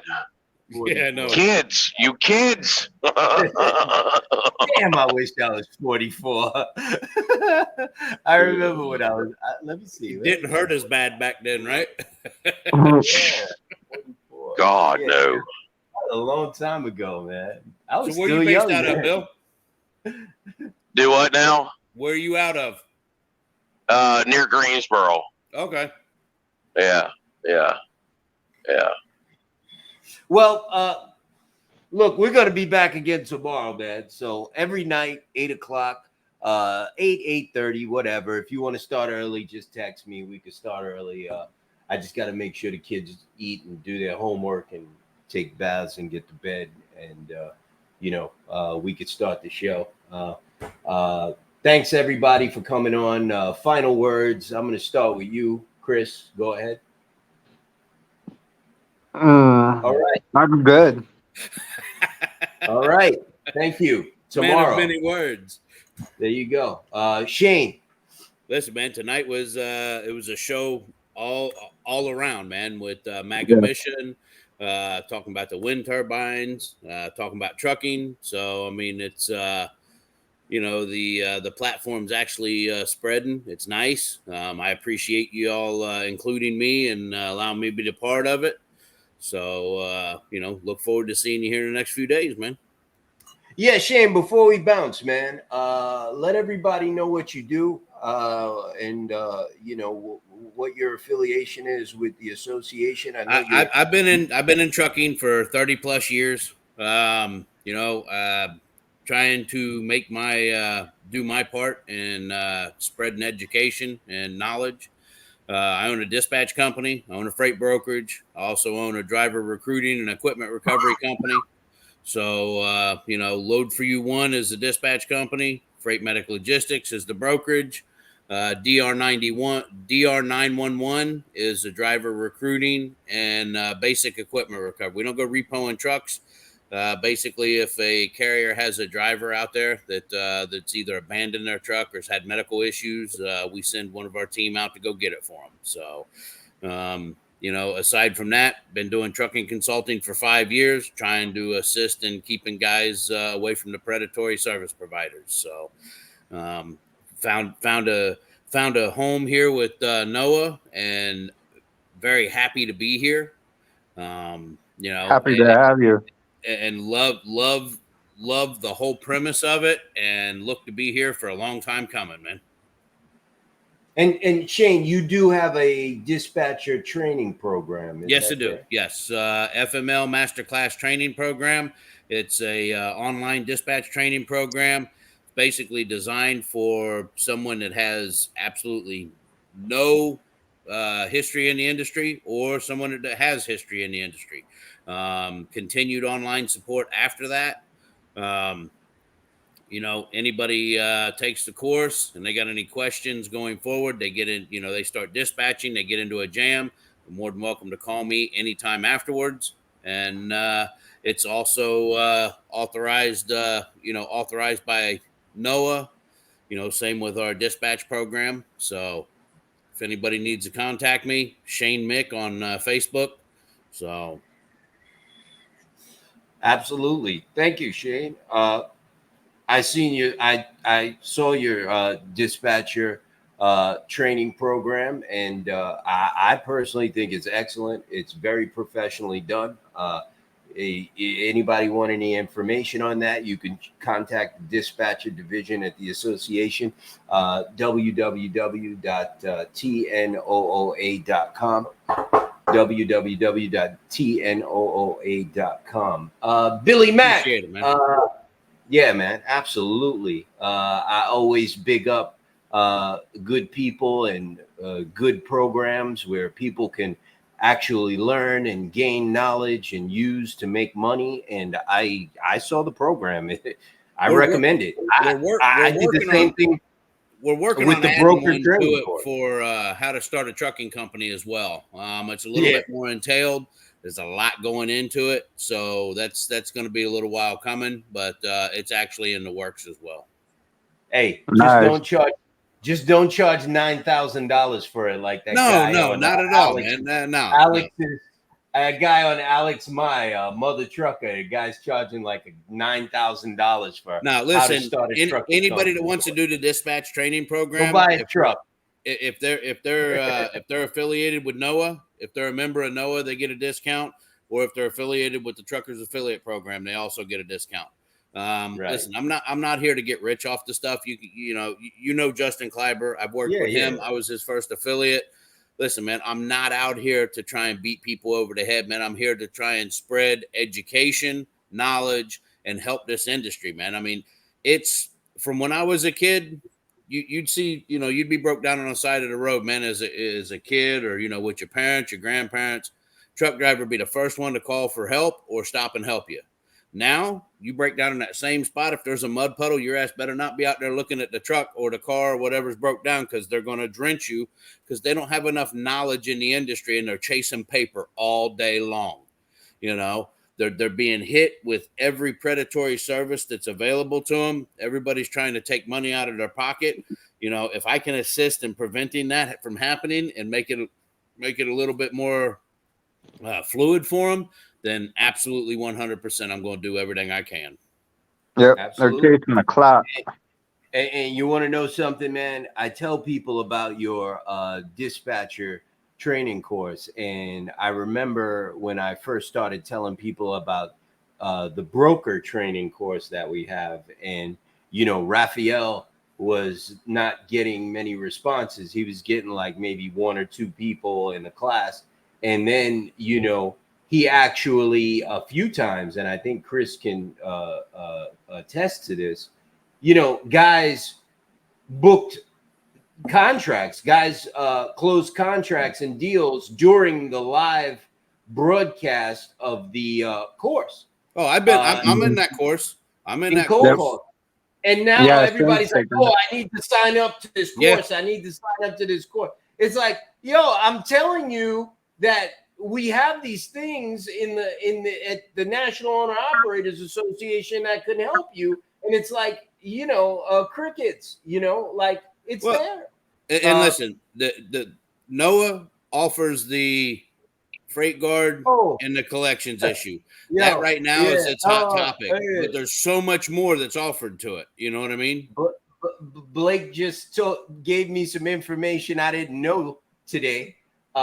Raphael had 21 people. Yes, in he his did. broker Actually, training course. Yep. Actually, it was 22, but one dropped out before he did the count. Yeah. I'm just gonna leave that one right there. You know what, Bill? Bill, we're gonna let you close it out, brother. Bill, tell everybody what you do and who you are, because I get a lot of questions about. I'm gonna read this one today about you. Okay. Bill. Hang in there.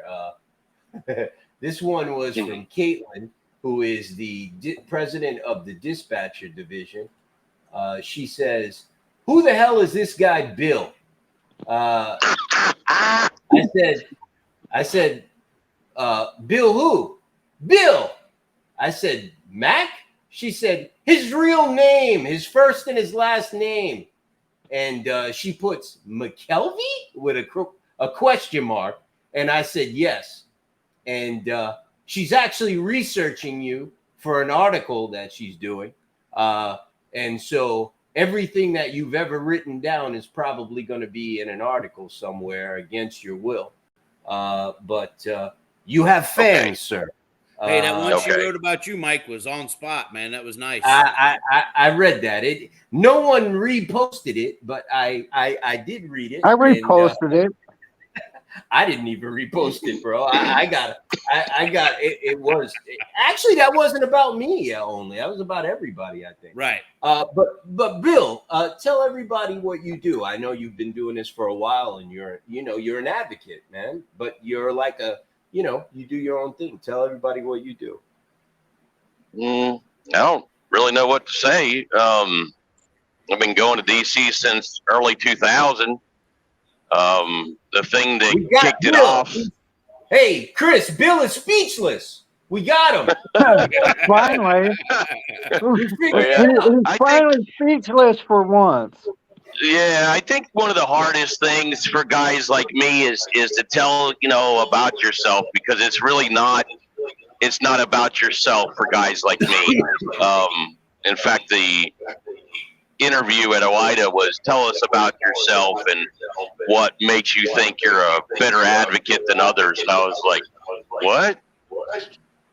Exactly. I hear you, man. It's like, I like you, Bill, and I like your style.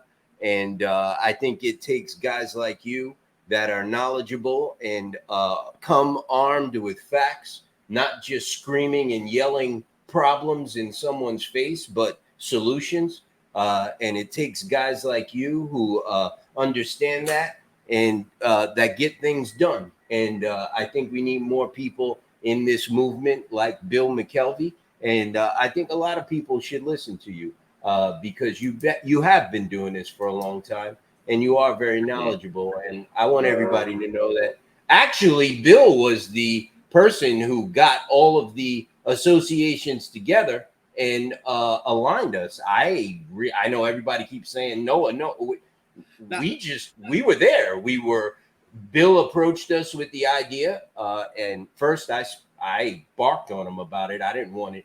No, why? They don't want to deal with us, so why should we? But that's childish. And I thought about it, and I went back to Bill and I said, Bill, you remember what you said about aligning all of the associates? Yeah. You know how his voice is. Yeah. Cough, cough. Bill, you think you can go back to these guys and try to get them together? Let's see if we can get them. And he did. And the toughest one, I ain't gonna say the word. The hardest one was James, right? James Lamb. Outside of OIDA and ATA, he's the biggest one, right?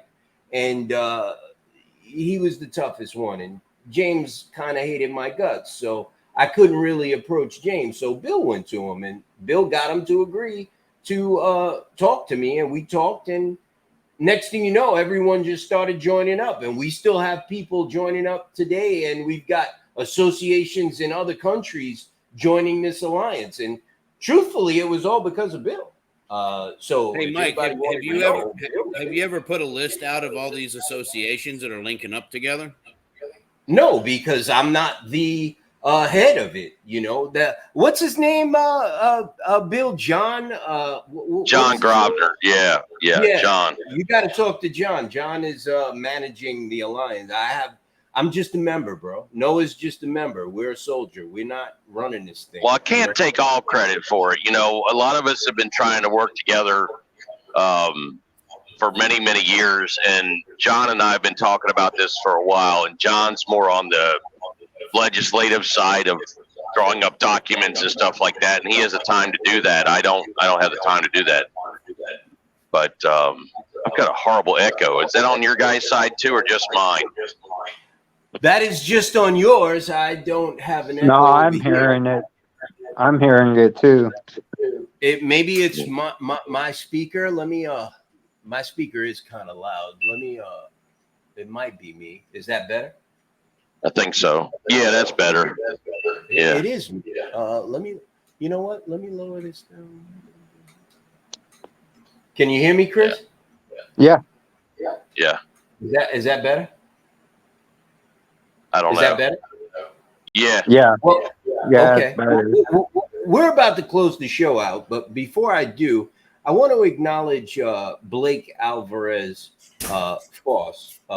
She is a member of the association, a very strong supporter and an ally, important ally. And Blake Alvarez Foss, I'm sorry, I like to say names in full, put a post out there that everyone should take a look at. And I'm saying this because it's very important. It's in the Facebook group. It's also on Twitter as well.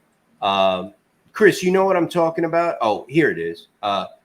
It was posted on the 25th of August at 3:05. I reposted it.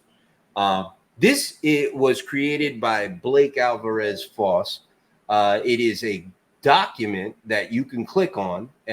You go to the document, you look for your state, and there you could find your senator, state senators, and congressmen, and your representatives in Washington.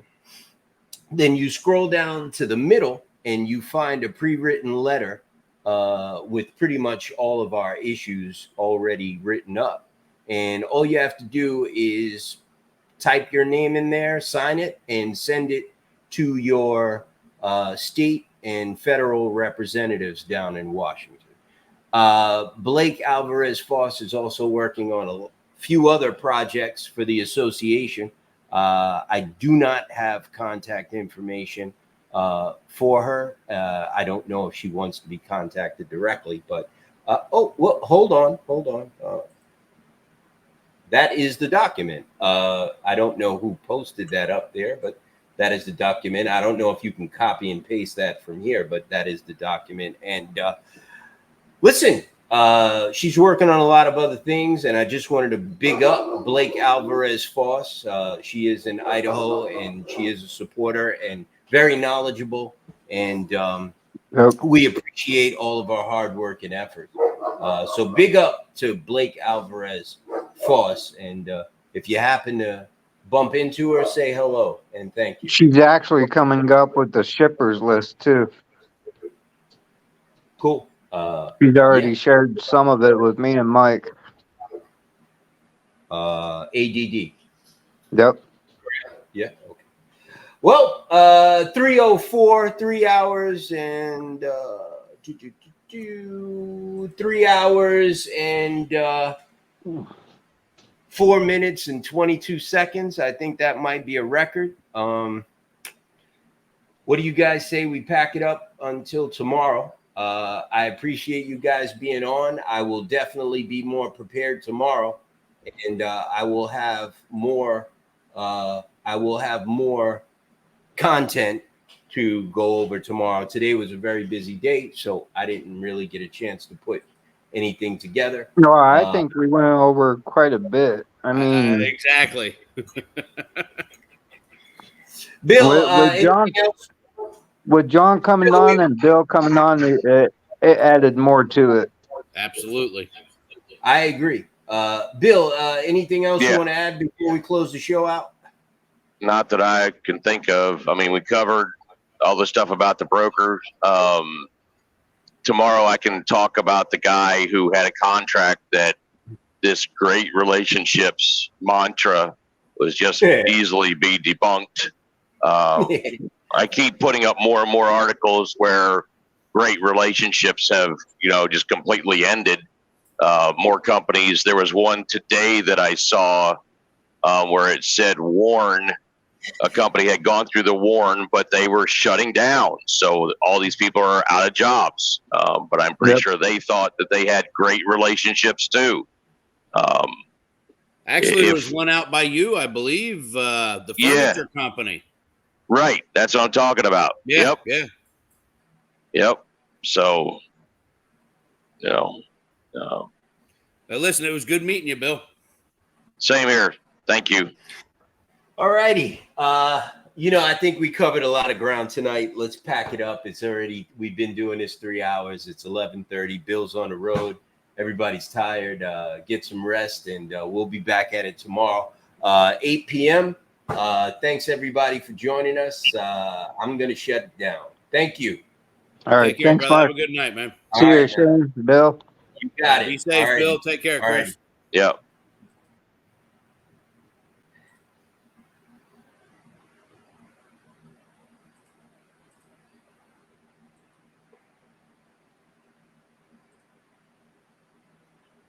So long.